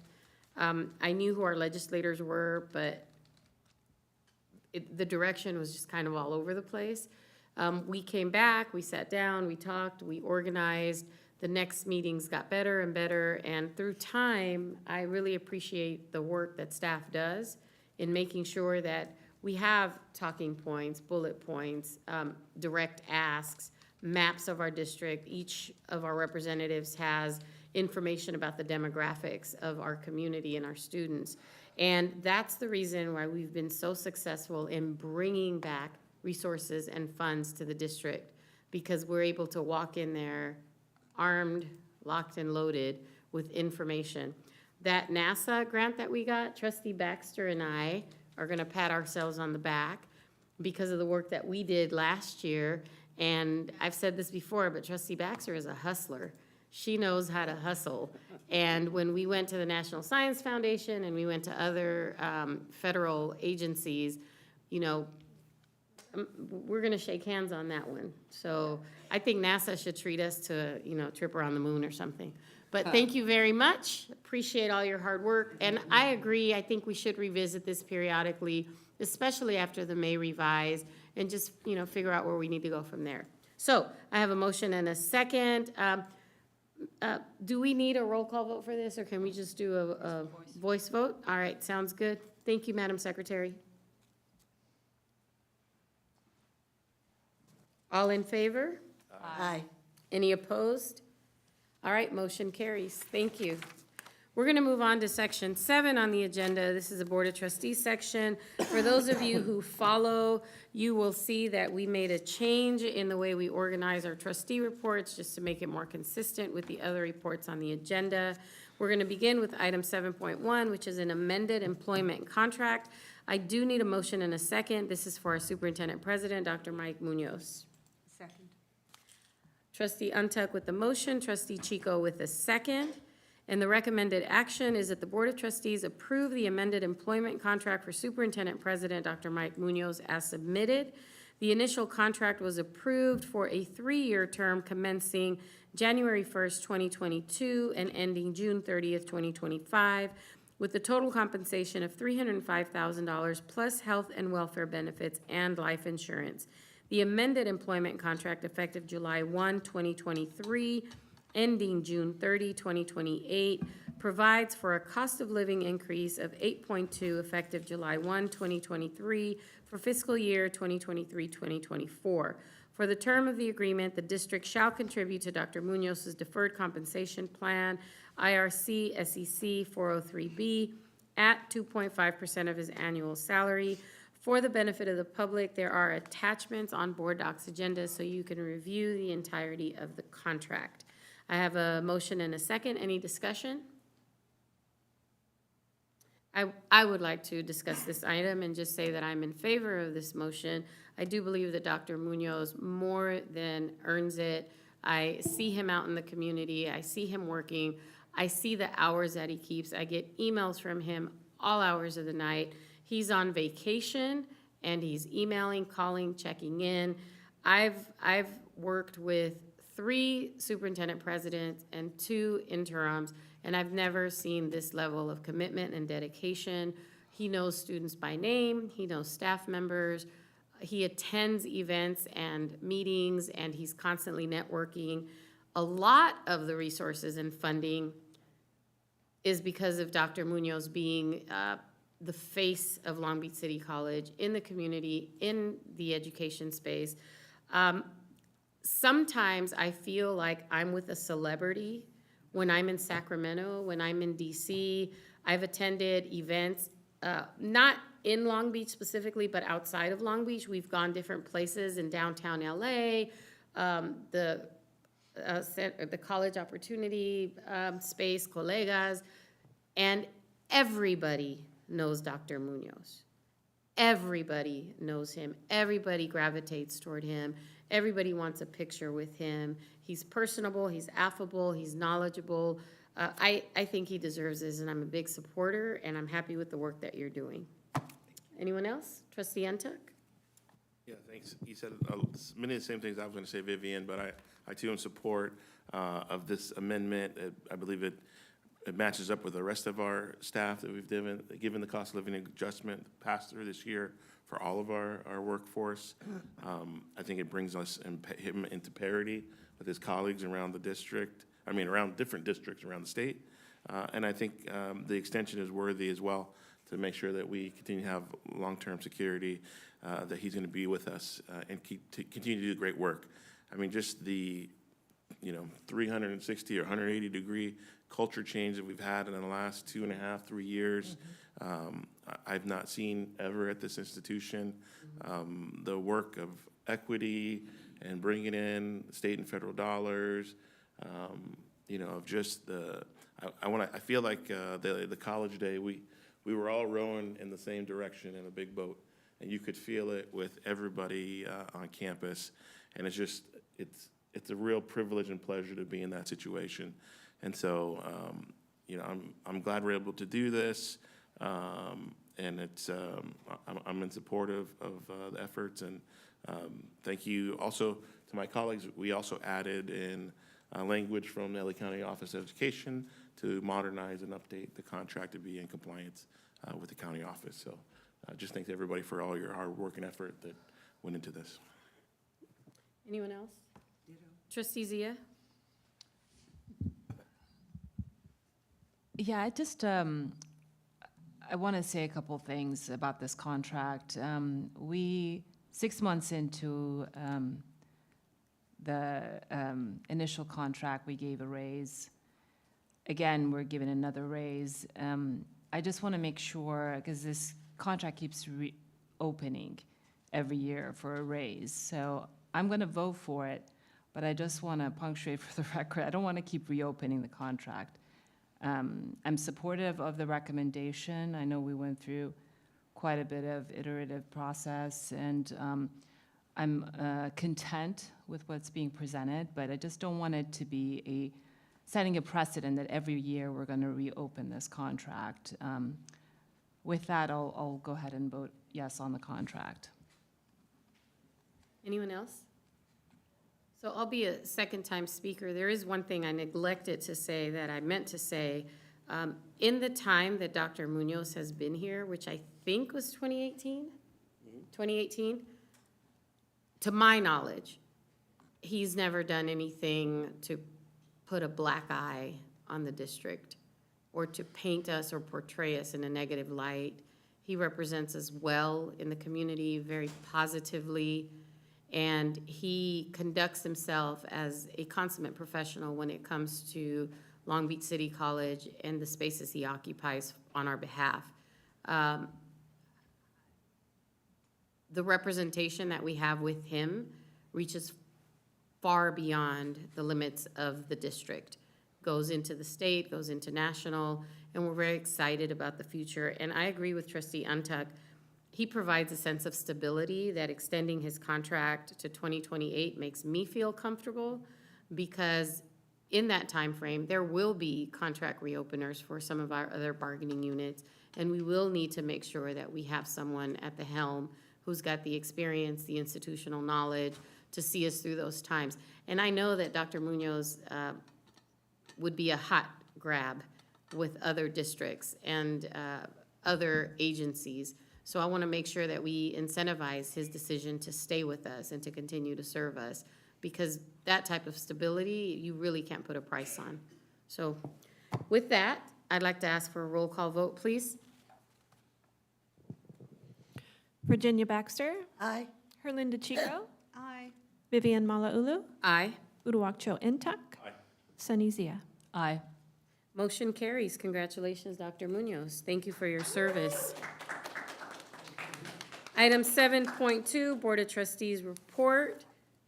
Is there any preference of who'd like to go first? Otherwise, I'll start with, Dr. Baxter is not feeling well, and she's asked to be excused momentarily, so we're going to extend that grace to her. So please go first. I'll get through as much as I can. I'm not sick. I don't know why I'm coughing. I don't have a fever. I don't have COVID. Don't worry, Trustee Untuck.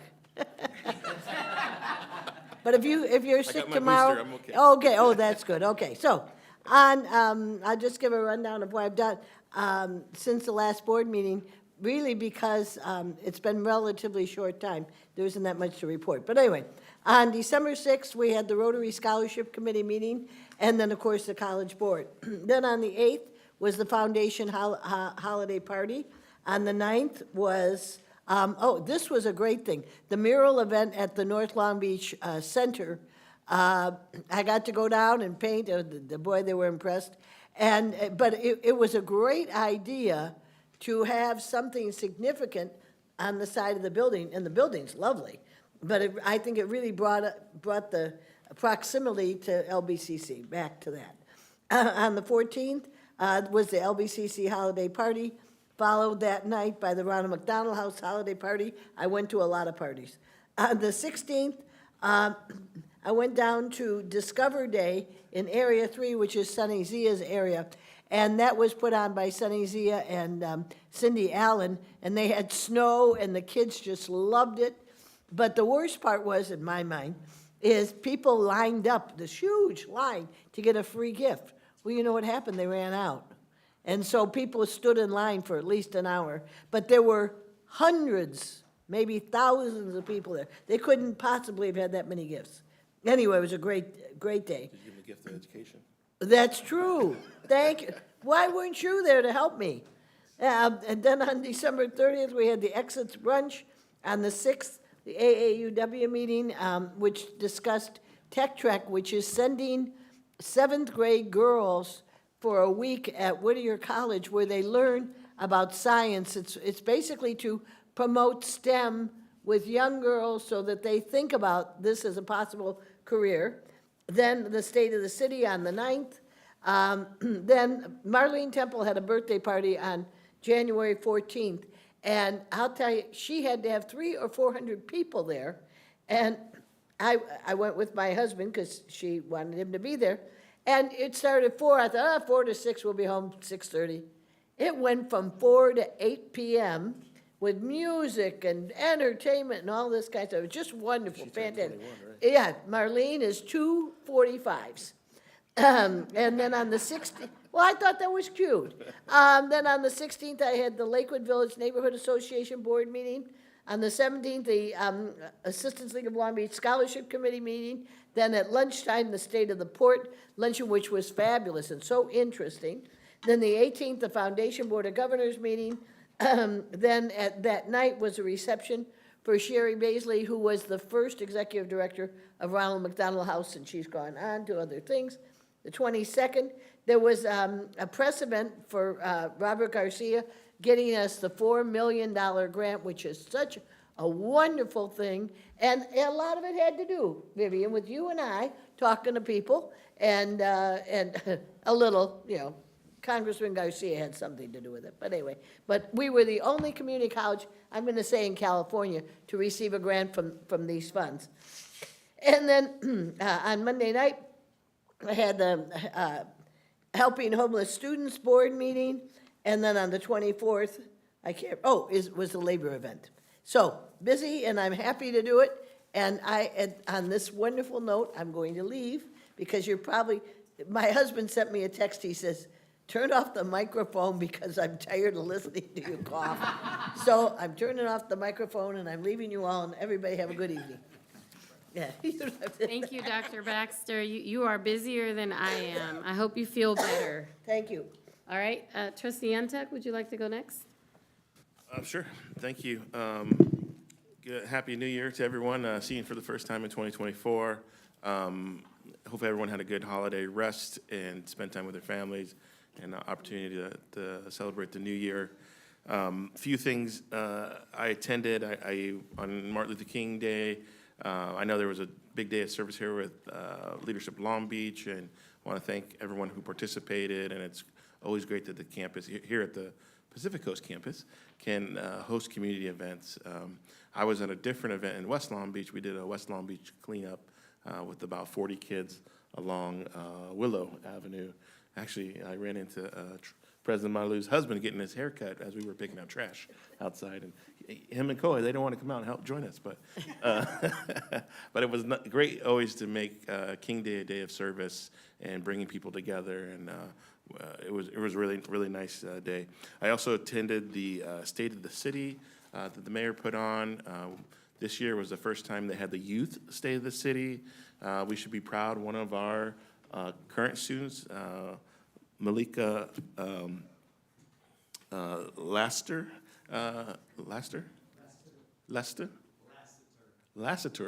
sorry, I scribbled it too short here.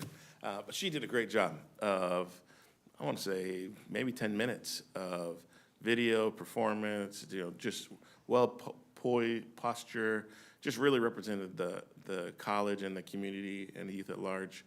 I think she's a freshman this year here on campus. If we haven't connected with her, we should. Just really a rock star and did a great job. And it was really nice to highlight all the youth funding and activities and violence prevention that's going on in Long Beach at the State of the City. I know a number of us were there.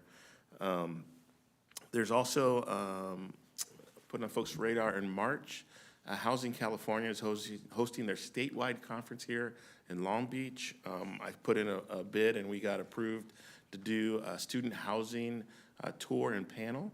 And so we're working with our partners at Orange Coast College, Cerritos, and Long Beach to take participants down to see what Orange Coast is kind of market rate student housing, to see the affordable housing that's at Cerritos, and then come to North Long Beach and see our plans and walk the site of student housing that's coming, and just the different variety of approaches and solutions that the different districts are doing. So if folks are interested, that's going to be on March 6th coming up.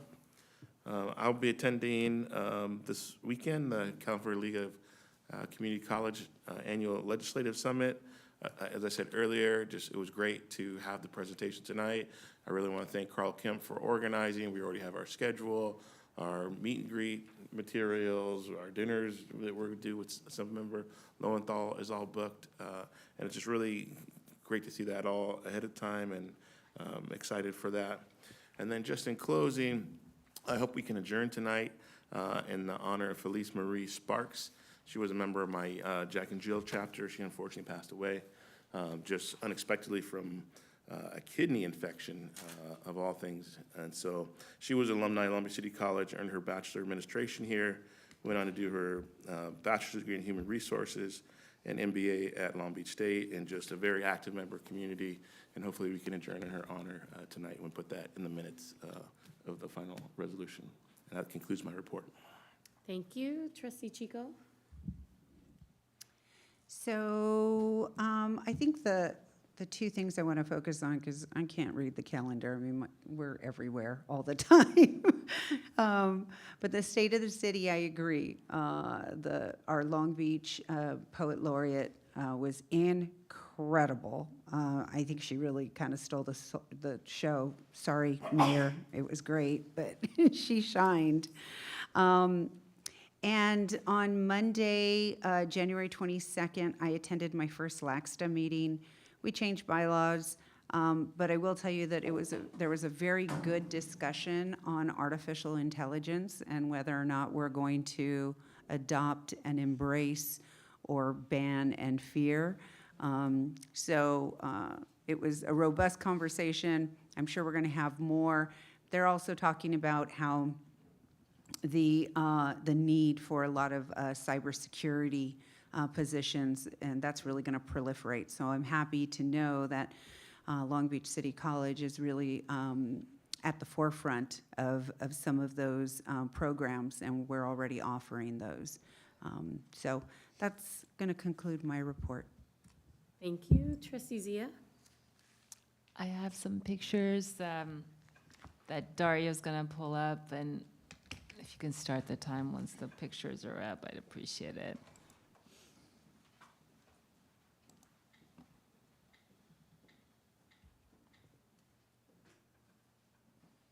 Right. Some of it, I don't know what I'm looking at here. Okay, thanks. So this was at the Discover LBCC event that was hosted in my district. Thank you to our staff, and a very special thank you to Vice Mayor Allen. This is Trustee Baxter and that's Real Snow. The community really enjoyed it. If you can go to the next one.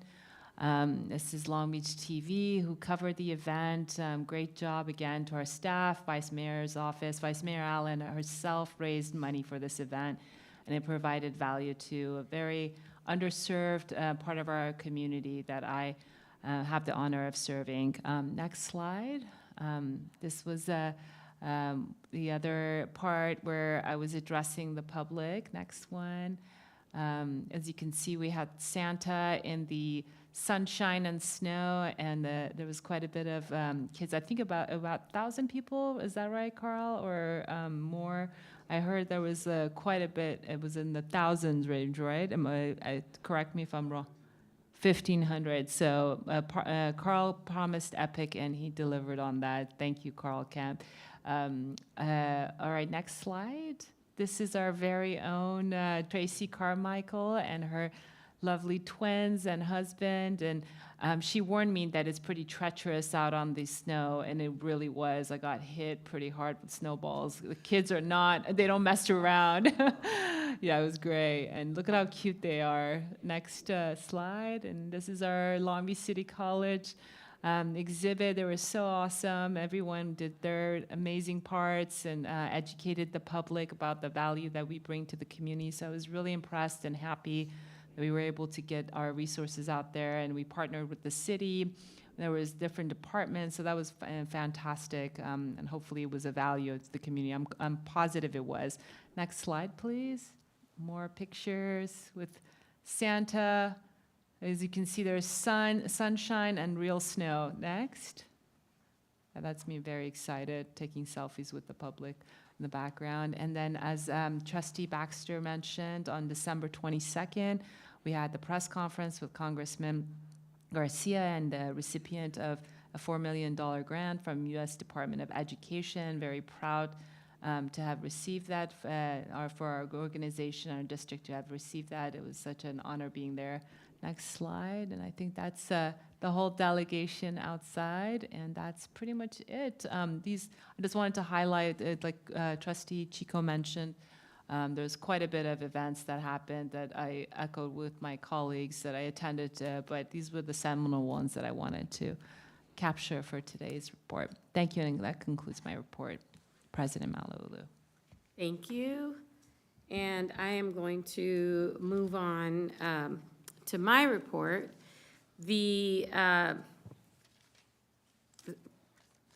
Our last board meeting on December 6th, there were several events that I missed leading up to the holidays, which I'll come back and address later. I'm not sure, Dario, is that projecting out to the public right now? Or no? Oh, okay, good. All right, so that's just waiting. So I'm going to show a couple of pictures at the end, but beginning with January 9th, we had the State of the City, which was great. I loved Malika's first youth State of the City. If you didn't have an opportunity to watch it, it is available on the Long Beach TV YouTube channel. She was fantastic. She made Long Beach City College look great. She's the first youth State of the City presenter, and everything she presented was so spot on. She had her finger on the pulse of what the youth in our community are looking for. I was particularly proud of the work she did because this initiative started with the commission that I served on and termed out of, with the Commission on Youth and Families, where we started the Youth Forum, the Long Beach Youth Initiative, youth surveys, and part of that was the Youth Poet Laureate and the Youth State of the City. So I was very proud to see something that I had a hand in shaping several years ago finally happen on that stage. And I was surprised because I wasn't aware that that was going to happen. So while it was happening, I'm texting my commission members going, do you see this? Like all the work that we did, and it was an LBCC student up there. I was very proud. On Saturday, January 13th, I was at the MLK parade. Dr. Munoz shared some clips from that. My daughter and I walked the parade. It was, of course, amazing. Last year, it was in the pouring rain. This year, there was no rain. It was great. It was very well attended. On Monday, the 15th, I was here at the Pacific Coast campus for the MLK Day of Service hosted by Leadership Long Beach. Carl, thank you for your leadership in bringing 500 volunteers to this campus. I hope we continue with that tradition. I spoke to several people with Leadership Long Beach, and they were very, very happy to be here. Some of them had never been on this campus before, and they didn't know how beautiful it was, and they felt so invited and welcome. So please, let's do it again, and if this can be their home, awesome. On Wednesday, January 17th, I also attended the State of the Port, and I love that the Port always mentions Long Beach City College and the partnership they have with our high schools, the Maritime Center of Excellence. On Thursday, the 18th, right here at the Pacific Coast campus, we hosted the Port of Long Beach. Harbor Commissioner President Bobby Olvera Jr. Submitted a request, unbeknownst to me, to the district asking for a tour of our trades campus back in November. That event was scheduled in December, and then it had to be rescheduled, and I didn't even hear about it until it ended up on my calendar. And I remember calling him because he and I are in the same union, and I remember going, why didn't you call me? Why didn't you ask? And he said, I wanted to do the proper protocol. I wanted to do it the right way, and I wanted to make sure it was an official meeting and an official activity, and I was so impressed by that. We did take a tour of the facilities, and thank you to everybody with our trades campus faculty and students because they are off. They're on vacation, and they all showed up, and they all shared with us. They each had 20 minutes to share what they did, and it was an awesome event. On the 19th, I was on the LAC campus for the John Philpa Leadership Institute. I love attending that event every year. I spent an hour with these students, and it was great because they're all aspiring student leaders. Monday, the 22nd, I was also at LAC with Congressman Garcia to receive the $4 million grant that we got, and it's important to underscore that that grant is to serve adult learners, and that grant is to serve our non-traditional students, indirect matriculants, who join us not from the high school path, but who have gone on and perhaps had other careers and are returning for reskill, upskill, new training. So again, that was part of the work that we do when we hit the ground running legislative. Today was a Labor Center event. I've already said lots of thank yous, but I want to repeat myself and thank everybody. It was a great event, and I hope we can continue to bring people out to this campus to coincide with the meeting. In addition to all that, I had my usual ACCT and ALEO meetings. The committees that I serve on, I make sure that I always advocate for higher ed and career technical education. Now, the reason why I missed just about all of the holiday events, and the reason why I missed, the only thing I went to in the holidays was the Belmont Shore Parade. I even missed the parade in my neighborhood, Daisy Lane, is because my family took a trip to Hawaii and American Samoa. While I was there, and go ahead and you can cue that slide, Dario. While I was there, I got to visit American Samoa Community College, which I serve with them on the Pacific Region Committee of ACCT, and I got to meet with their president, one of their vice presidents, and I got to meet with two of their admissions and deans and representatives. You can show the next slide. And it's always nice because they spend a lot of time and a lot of money and a lot of resources traveling to conferences that we host here. It takes 24 hours for them to get to our DC legislative conference. Oftentimes, they have to make tough decisions because it's so expensive and cost prohibitive. So they love having people visit their college. I got to tour some of their facilities. They have a brand new boardroom. I got to talk to some of their students, and they just enjoy having somebody else come visit them because it doesn't happen often. So that's why I missed a lot of the holiday events, and I know I had a lot of staff and friends and people texting me saying, hey, you're not at the Board of Governors. And oh, by the way, I did attend last week's Board of Governors breakfast on Thursday the 18th, but that's where I was. Now, I would like to also adjourn the meeting when we get to that point in memory of Mrs. Ivy Goolsby, who passed away on January 15th. Prior to redistricting, Mrs. Goolsby was my constituent. And then when redistricting happened, she became, I believe it's Trustee Untuck's or Trustee Baxter's constituent.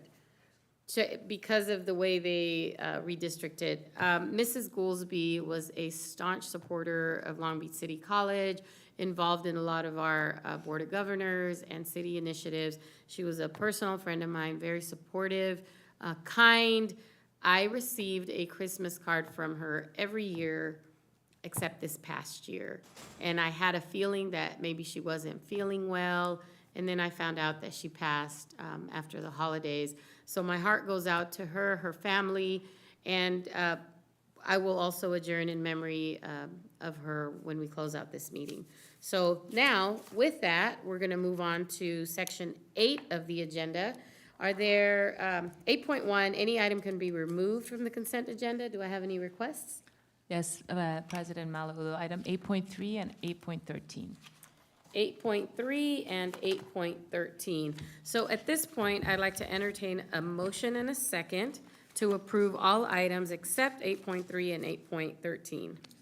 Second. We've got a motion by Trustee Chico, second by Trustee Zia. Any discussion? All those in favor? Aye. Any opposed? Motion carries. So now let's move on to item 8.3, which is approval of the minutes of December 6, 2023. Trustee Zia? Is there, can we do a motion in a second so we can have discussion? The reason I pulled it is because I was absent. I wasn't feeling well throughout the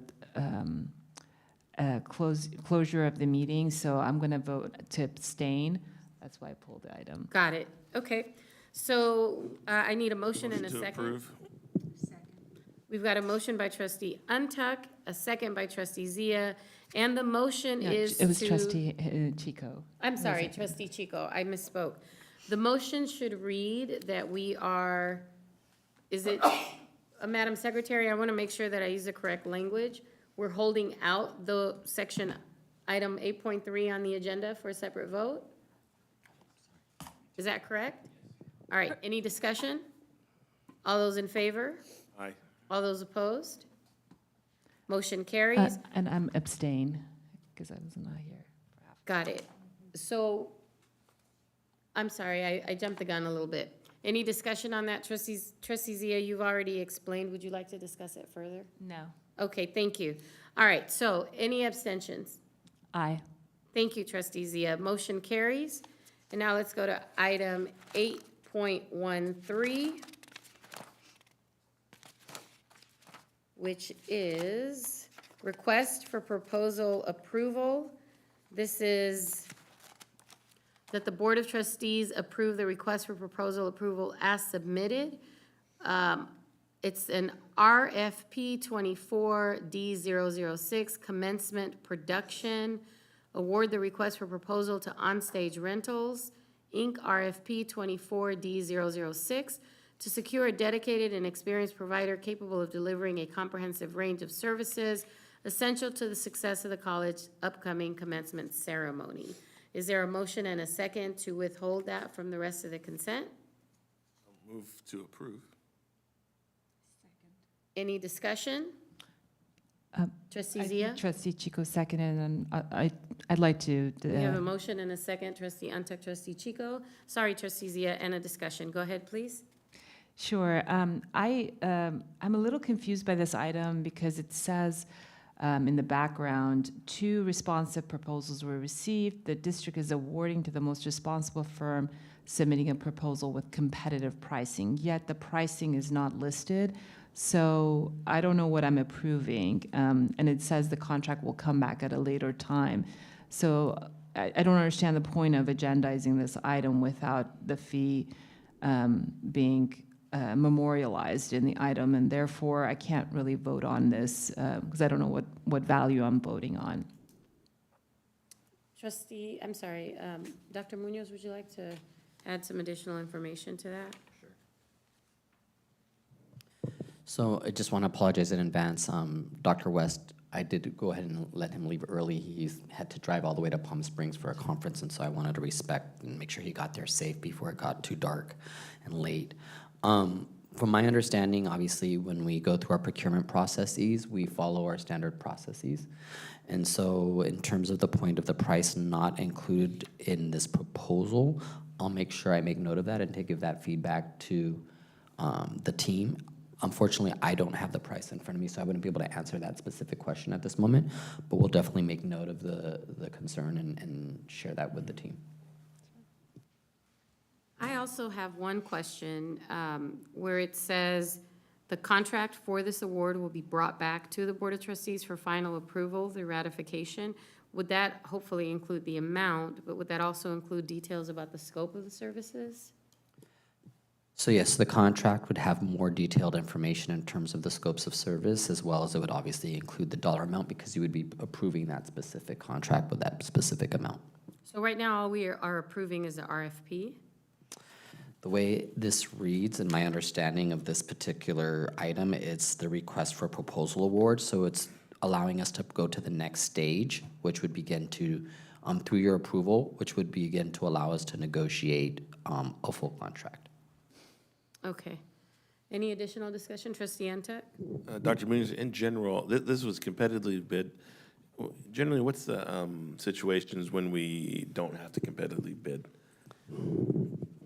So there are some dollar thresholds. So there's a couple things. So if it's considered services, you could get 3. You don't necessarily have to do a full RFP. It would trigger more like you get 3 quotes and then go with the most responsible quote. But because more likely than not, the dollar threshold on this particular item triggered a larger RFP process. And so that's the process that we went through. Just follow up. Generally, for like a non-competitive bid would be like if you're renewing a contract, or if there's like a state of emergency, or if it's complex. Is that true? Sure. So state of emergency, renewal. The other thing sometimes is there's such a thing as piggyback bids. So like, let's say there was a, an RFP that was done by the Chancellor's office. And so instead of us going through our whole process of our own independent RFP, we might do a piggyback on an RFP that was done through the Chancellor's office. So those are examples of that. In this particular instance here, and again, I don't want to misspeak in any way because I don't have the full background of it in front of me, but just from reading this, my expectation would be that this went through our procurement process and that we would be bringing back the full contract for you all to vote on.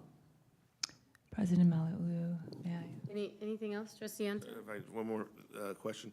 Are you aware, or would we do it like, or would the Chancellor's Office piggyback off of this bid with this, commencement stage company? Do they also do like is that possible to do a reverse piggyback? That I wouldn't feel comfortable and confident answering. I can make a note of the question and present it to Dr. West and have him respond to you. Thanks so much for answering. I'm very comfortable voting on this tonight. Thank you. Trustee Zia? Thank you, President Malauulu. Given that there's insufficient details, that I am not comfortable voting yes on this item. I'm happy to vote on it when it comes back to ratification provided, insofar as sufficient detail is provided. But as it stands, I can't vote on this item. So if I understand correctly, what we're voting on is to continue with the RFP process, and then once the process goes forward, it'll come back to us with more information. Trustee Zia not voting on it would not necessarily prevent the RFP process from happening. That would be depending on how the rest of the board votes. Yeah. We're just voting to continue with the process. There is no amount, there is no scope of services. It's basically to award the RFP to continue with the process, if I understand that correctly. Am I missing something? It says it's already concluded as of December 12, 2023, and 2 responsive proposals were received. One of them, they selected the one with the competitive pricing. So that is missing from the item. What was the competitive pricing that led to this selection? That's why I'm going to vote no on it. And I would like to know who the 2 finalists are. It's got onstage rentals, but then should we defer this to Dr. West? And So he'd probably know a lot more about it. how do I say this? I think, as just a friendly reminder to the board, and again, the board can take any position it wants, but essentially with a consent agenda, as long as we follow our processes, that's essentially what the purview of the board is in terms of oversight, right? It's not necessarily to get into the names of the vendor and these types of different nuances. It's more focused on where the process is followed, where the district process is followed, the procurement process followed, and then essentially if you answer, we can answer yes to those things, then essentially we would, and I would defer to maybe board counsel to explain that if I'm not representing that, but that's my understanding. And so essentially, to my knowledge, and I know Dr. West isn't here to speak more specifically, but I know Dr. Corral was involved in this process since commencement falls under him. So I don't know if there's additional information that you might want to add, Dr. Corral, that I don't have at my fingertips, because obviously it's in your area. I can defer to him to maybe provide some additional context. But essentially, this is the process that we've historically gone through. We haven't deviated from anything in the past, to my knowledge. So this, again, by voting for this, will allow us to begin to start to enter into contract negotiations, as far as I understand it, with this vendor. Delaying it, keep in mind, commencement is in June, and so if you delay the vote on this, this delays the entire process, and I would be concerned about the implications of that. But I'll go ahead and defer to Dr. Corral. Sure, just really quickly, and I think you did a great job, Dr. Munoz, in explaining the process where this first step is for approval of the RFP prior to a contract being brought before us. The 2 vendors that did apply and were interviewed included on stage, as Board President Malauulu mentioned, as well as David Sears was the second one. Now, the second vendor focused more on audio services for commencements, where on stage provided more of the comprehensive aspects of facilitating commencement and other large-scale events such as seating, mapping, staging. In the past, we haven't necessarily been ADA compliant with the on-ramp, for example, to the stage, having too short and too much of an incline to the stage. on stage, has that experience, and has the ADA equipment to support what we needed. I understand that. Thank you. Are there any additional comments? Trustee Ntuk? I just would like to caution us from getting sucked down the rabbit hole of speculation on this. This is a very minor item about graduation platform that we're spending too much time on. None of us are a lawyer or a CPA. We have professional staff who prepares this. We're the governing board. We are not the managers, operations, the audit committee of the college. And I'd just like to recommend that we move forward and vote on this item so we can get to the rest of the agenda. Any additional comments? Okay, Madam Secretary, point of information before I call for a vote on this item. We did vote on the consent agenda, right? The remaining of the consent agenda? Yeah, we did. So, yeah, so. Okay, thank you. Yeah, we did vote on the rest of the agenda because so full transparency, Board Secretary texted, asked if we did vote. I thought we did. I wanted to make sure that we did because before we open discussion on separate items, we have to approve the rest of the consent. So that was done. In the, when we pull items out of consent, if you could just pause for a few seconds. I have to actually go into those items, take them out of consent and put them as an action item so that we can vote separately. So while I was doing that, I think I lost track, so I apologize. Thank you for clarifying. No problem, no problem. Okay, so now what I'm gonna do, and we already voted on 8.3. We had one abstention. Okay, so now we're gonna vote on 8.13. And the recommended action is that the Board of Trustees approve the request for proposal award as submitted. And on this particular item, we do have a motion and a second. We've had the discussion. And we do have to have a roll call vote because Trustee Baxter is missing. Correct. So Virginia Baxter is absent during vote. Herlinda Chico? Aye. Vivian Malauulu? Aye. Uduak-Joe Ntuk? Aye. Sunny Zia? Nay. Motion carries. And now we're going to move on to section 9 on the agenda. 9.1 is a tentative agreement between the district and LBCC-FA, which is our full-time faculty association. It is the 2023 successor negotiations. This is an action item. I'll entertain a motion So in a moved. second. We've got motion by Trustee Zia, second by Trustee Trustee Chico. And the motion is that the Board of Trustees approve the tentative agreement dated December 5th, 2023, reached between the district and Long Beach City College Faculty Association regarding the 2023 successor negotiations as submitted. The district and Long Beach City College Faculty Association, LBCC-FA, engaged in successor negotiations for 2023 and reached a tentative agreement attached on December 5th, 2023. The term of the successor agreement is from July 1, 2023 to June 30th, 2026. Implementation is contingent on ratification by both the District Board of Trustees and the membership of LBCC-FA. LBCC-FA membership has ratified the tentative agreement as of December 19th, 2023. This agreement concludes LBCC-FA negotiations for 2023-2024. For the benefit of the public, the contract is attached. Any discussion? Trustee Ntuk?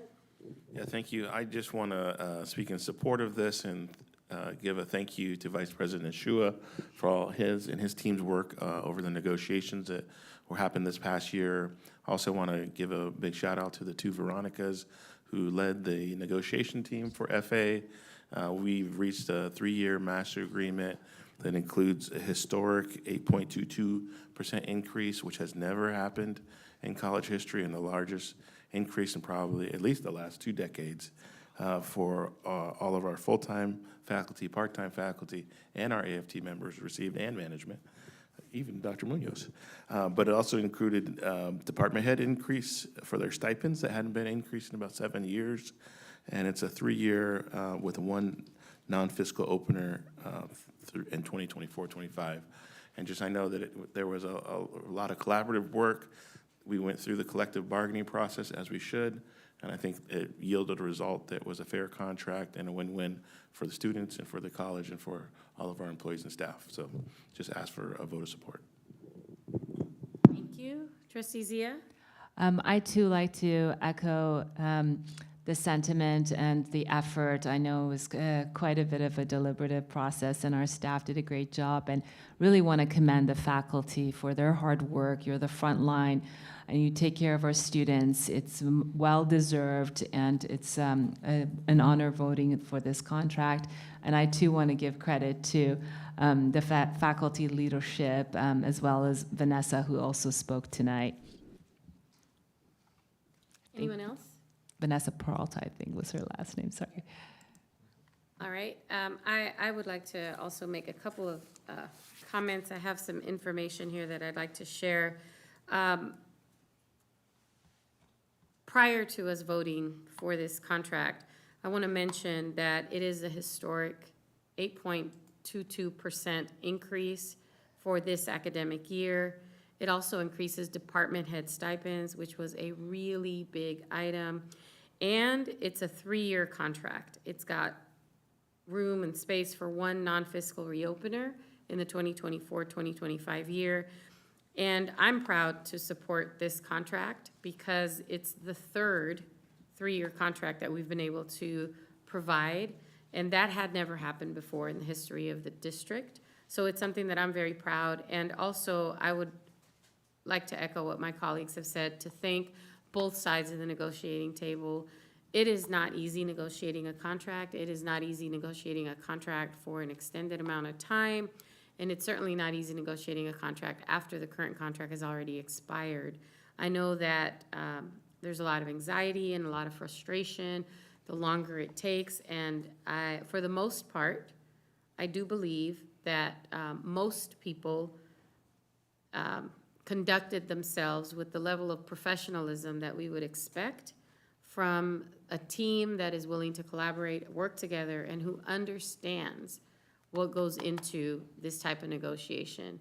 A seasoned, veteran, experienced team who understands the amount of research and time and work and going back and forth negotiating.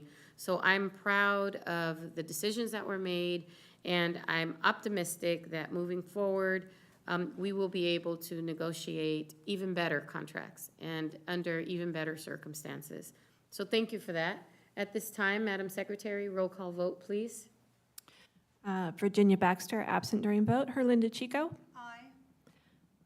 Vivian Malauulu. Aye. Uduak-Joe Ntuk. Sunny Zia. Aye. Motion carries. Congratulations to the Full-Time Faculty Association, and thank you to Vice President Nashua for your leadership and our negotiating team. Item 9.2 on the agenda is also a tentative agreement with the Certificated Hourly Instructors, which is our part-time bargaining unit. It is LBCCD, CHI, CHI 2023 Successor Negotiations. I need a motion and a second. So moved. That we have a motion by Trustee Ntuk, second by Trustee Zia, that the Board of Trustees approve the tentative agreement dated December 4th, 2023, reached between the district and the Certificated Hourly Instructors, CHI, regarding the 2023 successor negotiations as submitted. The district and the Certificated Hourly Instructors, CHI, engaged in successor negotiations for 2023 and reached a tentative agreement attached on December 4th, 2023. The term of the successor agreement is from July 1, 2023 to June 30th, 2026. Implementation is contingent on ratification by both the District Board of Trustees and the membership of CHI. CHI membership has ratified the tentative agreement as of January 19th, 2023. This agreement concludes the LBCCD CHI negotiations for 2023-2024. It is also attached on board docs for your reference. We have a motion and a second. Any discussion? I would like to also repeat some of my prior statements. Again, because it's a piggyback agreement, right? It's a Me Too agreement. It's a historic 8.22% increase in the 2023-2024 academic year. It opens and provides for office hours for eligible part-time faculty, which is incredible, and it's something that I was fighting for when I taught here as an adjunct. And here's a big one, it also provides medical benefits for eligible part-time faculty. So that's outstanding. Thank you for both sides of the table. Again, I'm very impressed with some of the work that I saw that went into this. It's not easy. I've never witnessed a negotiation that's easy, and none of this was easy, but we were able to come to an agreement, which is what negotiations are all about. We have a motion and a second. Roll call vote, please. Virginia Baxter, absent during vote. Herlinda Chico. Aye. Vivian Malauulu. Aye. Uduak-Joe Ntuk. Sunny Zia. Aye. Congratulations to Chai. Congratulations on those office hours, and congratulations on medical benefits. We're going to move on to item 9.3. This is reclassification and compensation for academic positions. This is an action item. I'll entertain a motion and a second. That the Board of Trustees approves the Second. reclassification and compensation for academic positions as submitted. I do have to read these. Approve reclassification of 2 associate dean positions to dean positions due to it says accretion? All right, accretion of duties. The positions of associate dean, academic success, inclusion and support services, and associate dean, online learning and educational technology, each function as full deans due to accretion of duties and the absence of dean positions in these 2 areas. The superintendent president recommends the reclassification of these positions to Dean of Academic Success, Inclusion and Support Services, and Dean of Online Learning and Educational Technology, with a corresponding change from range 13 to range 15 on the management salary schedule effective February 1, 2024. And the second is approve an increase of 1 range on the management salary schedule for the associate vice president positions and the director EOPS due to the expanded scope and duties within the portfolios of those positions. The associate vice president positions, human resources and Pacific Coast Campus, and the director EOPS are currently set at range 16 and 13 respectively on the management salary schedule. The scope of duties and responsibilities for those positions have expanded significantly over time. Accordingly, the superintendent president recommends the range to be increased to range 17 and 14 respectively on the management salary schedule effective February 1, 2024. I heard a motion from trustee Ntuk, a second from trustee Zia. Is there a discussion on this item? Trustee Zia? Thank you for teaching me a new word, accretion. Same. Never heard of this. Same, I thought it was a typo. That's why I paused and said it twice. So I thought so too. I just want to make a comment. The director of EOPS position has been evolving for the past couple of years, and if you are one of those unique individuals who follows our board meetings, you know that we've had several discussions about the need to make positive changes and productive changes in that department to better serve our students. So I'm happy that I think this is kind of the punctuation mark in that effort, if I'm not mistaken, Dr. Munoz. I think it's sort of the end of a long effort, so thank you for that. Roll call vote, please. Oh, I'm sorry, trustee Ntuk? I just looked it up. The Oxford Dictionary says accretion is the process of growth or increase, typically by gradual accumulation of additional layers or matter. Well, thank you for that. Roll call vote, please. Virginia Baxter, absent. Herlinda Chico. Aye. Vivian Malauulu. Aye. Uduak-Joe Ntuk. Sunny Zia. Aye. Motion carries. Item 9.4, employment contracts. I need a motion and a second that the Board of Trustees approve the employment contracts as submitted. And I've got to read, we've got several. The following employment contracts provides employees with a term of employment and annual salary along with health and welfare benefits and life insurance. Alice Hernandez, this is a new hire position. Interim Director, Title V Grants and Academic Success and Support Services. The term, January 29th, 2024 to January 29th, 2025, salary $113,851. Janae Hunt, another new hire. Dean, Visual Performing Arts and Cultural Programs, term January 29th, 2024 to January 29th, 2026. Salary, $192,278. Deborah Miller Calvert, this is an amended contract. Dean, Student Affairs, term December 11th, 2023, December 31, 2025. Salary, $186,678.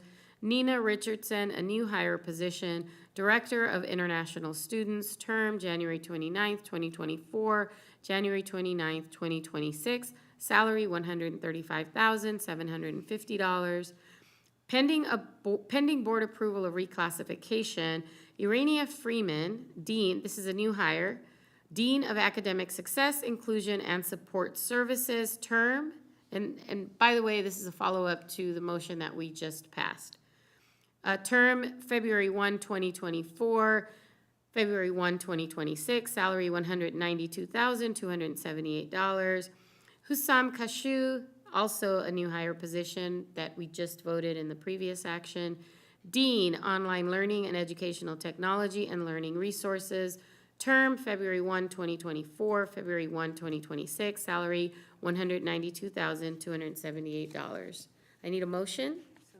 Second. We've got a motion by trustee Chico, second by trustee Untuck. Any discussion on the item? Trustee Zia? I just want to congratulate the individuals here in advance. I also, a big shout out, Hussam Hashu, I've known you for so long. You get the Medal of Honor for staying the course from the beginning of the meeting till this. It shows your perseverance and how dedicated you are. I also want to give a shout out to Janae, who's here, and with her son, who I barely recognize, has grown so tall. And I just want to congratulate both of you and thank you for being here in person. That says a lot. And the rest of the folks who are being approved tonight, big mazel tov. Anyone else? Congratulations. So we've got a motion and a second. Roll call vote, please. Virginia Baxter absent. Herlinda Chico. Aye. Vivian Malauulu. Aye. Uduak-Joe Ntuk. Sunny Zia. Aye. Motion carries. Congratulations to all of you. Well deserved. I'm very happy for you, and I love the 2 new positions that have been created, and congratulations to the rest of the team because I think you're all going to be in great hands. All right, item 9.5, resolution, reduction of classified service. This is the Goldman Sachs grant. I need a motion and a second that the Board of Trustees adopt resolution number 012424B, reduction of classified service as submitted, and authorize the superintendent president or designee of the district to lay off and send the appropriate notification to the impacted classified employees. California Education Code 88017, 88117, and 88127 prescribe that the classified employees shall be subject to layoff for lack of work or lack of funds and receive appropriate notification prior to the layoff effective date. Subsection K prescribes that classified positions be eliminated as a result of the expiration of a specially funded program.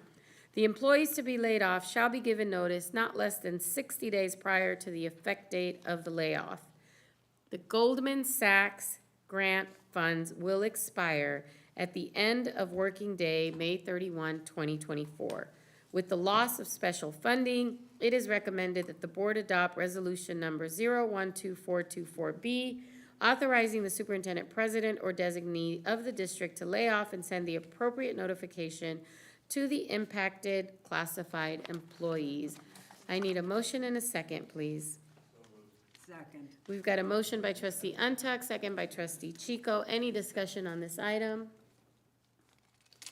I would like to say that no layoff is easy, and unfortunately, the Goldman Sachs fund, the grant, has been exhausted. We put it to great use, and it benefited our students and our community, but unfortunately, that funding has dried out, and we are continuing to work to find and secure new funding to see what we can do, but this is one of those unfortunate situations that is out of our hands, and that the ed code, the education code, dictates what we need to do in this situation. So no layoff is easy in any situation. So we're very sorry that this has happened, but we're doing our best we can. All right, I need a roll call vote, please. Virginia Baxter absent. Herlinda Chico. Aye. Vivian Malauulu. Aye. Uduak-Joe and Tuck. Sunny Zia. Aye. Motion carries. Item 9.6, resolution, reduction of classified service, Child Development Center.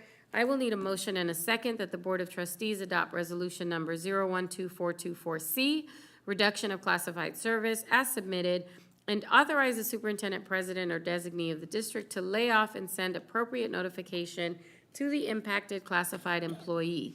California Education Code 88017, 88117, and 88127 prescribe that classified employees shall be subject to layoff for lack of work or lack of funds and receive appropriate notification prior to the layoff effective date. It is recommended that the board adopt resolution number 012424C, authorizing the superintendent, president, or designee of the district to lay off and send appropriate notification to the impacted classified employee. Motion and a second? So moved. Motion by trustee Chico, second by trustee Untucked. Any discussion? The same remarks for the previous one. No layoff is easy. Roll call vote, please. Virginia Baxter absent. Herlinda Chico. Aye. Vivian Malauulu. Aye. Uduak-Joe and Tuck. Sunny Zia. Aye. Motion carries. And to the employees who will be receiving those layoff notices, we are grateful to you for your service, and we lament that these things unfortunately have to happen. Moving on to Section 10 on the agenda, Academic Senate, Title 5, Section 53203. Item 10.1, new modified inactivated courses and distance learning agenda. I will need a motion and a second that the Board of Trustees approve the new modified activated courses and distance learning addenda effective fall 2024 as submitted. So moved. I have a motion by trustee Zia, second by trustee Chico. Those documents are attached on board docs for your reference. Any discussion? All those in favor? Oh, we need a roll call vote, sorry. Student trustee Manetta is absent. Virginia Baxter absent. Herlinda Chico. Aye. Vivian Malauulu. Aye. Uduak-Joe and Tuck. Sunny Zia. Aye. Motion carries. Item 10.2, Plan A modifications. I need an motion and a second that the Board of Trustees approve the addition of courses to General Education Plan A area as submitted. Those documents are attached. So moved. Motion by trustee Zia, second by trustee Untucked. Any discussion? Roll call vote, please. Student trustee Manetta absent. Virginia Baxter absent. Herlinda Chico. Aye. Vivian Malauulu. Aye. Uduak-Joe and Tuck. Sunny Zia. Aye. Motion carries. Item 10.3, new modified and inactivated programs. I need a motion and a second that the Board of Trustees approve the new modified and inactivated programs effective fall 2024 as submitted. They are attached. So moved. Moved by trustee Zia, second by trustee Untuck. Any discussion? Roll call vote, please. Student trustee Manetta absent. Virginia Baxter absent. Herlinda Chico. Aye. Vivian Malauulu. Aye. Uduak-Joe and Tuck. Sunny Zia. Aye. Motion carries. 10.4 on the agenda, institutional student learning outcomes, actions from the Committee on Curriculum and Instruction. This is an information item only, and it is on board docs for your reference. Section 11, Academic Affairs, there are no items. Section 12, Administrative and Business Services, there are no items. Section 13, Student Services, item 13.1, Revised Board Policy and Administrative Procedure, Chapter 5, Student Services Board Policy 5015, 5020, 5030, 5035, 5040, 5055, 5130. Second reading, and Administrative Procedure 5011, 5015, 5020, 5030, 5035, 5040, 5055, 5075, 5130, informational. That was great. Kept me on beat. All right, that is an action item. I need a motion and a second So for the moved. second reading. Motion by trustee Zia, second by trustee Untucked. Any discussion? Roll call vote, please. Student trustee Mineta absent, Virginia Baxter absent, Herlinda Chico. Aye. Vivian Malauulu. Aye. Uduak-Joe Ntuk. Sunny Zia. Aye. Motion carries, and everyone's homework is to go read the attachments for all of those items. Section 14 on the agenda, reports. 14.1, board committee reports. Do we have any board committee reports? Section 15 on the agenda, public comments on non-agenda items. No requests. So I am going to take a point of some personal privilege here. Oh, sorry, she's not here anymore. Is Donna Harris here? Okay, after agenda item public comments were called for and we passed on, we did receive one request for comment on agenda items. Unfortunately, we had already moved on the agenda, so I said I would table it to the end and go back to that, but the person has left. For full transparency, Donna Harris wanted to speak on item 6.1, which is the PCC Strategic Planning Campus name. We will have plenty of opportunity, Ms. Harris, if you are listening, plenty of opportunity for you to make your remarks at the February, March meeting. And we do encourage everyone who would like to speak. There is a deadline. You can submit public comments on agenda items prior to the meeting verbally by leaving a voicemail, via email. They do get distributed to the board, and you can do it in person, but we do need them prior to us calling for that agenda item per parliamentary procedure. So our apologies, Ms. Harris, and we do hope you come back. President Malauulu, we no longer do voicemails. We just do written. Well, you know, that just goes to show I dated myself with COVID. No more voicemail. She did share your comment with you? Okay. Do you want to speak on it, or we can just wait until February? Okay, so we'll wait until February. Thank you. But I see what you're saying. Yeah. I see what you're saying, that she was able to speak to you, so that's great. Thank you. All right, so now we're going to section 16 on the agenda, second closed session. We do not have a second closed session tonight, so yay us. And now we're going on to section 17 on the agenda, which is an adjournment. 17.1, the next meeting of the Board of Trustees will be held on February 21st, 2024. Closed session is at 4:30, open session at 5:30. And with that, we are going to adjourn in memory of, bear with me for 1 second, please, with LBCC alumni Felice Marie Sparks and community leader Ms. Ivy Goolsby. May you both rest in peace, and if we can have a 10-second moment of silence before the adjournment, I'd appreciate that.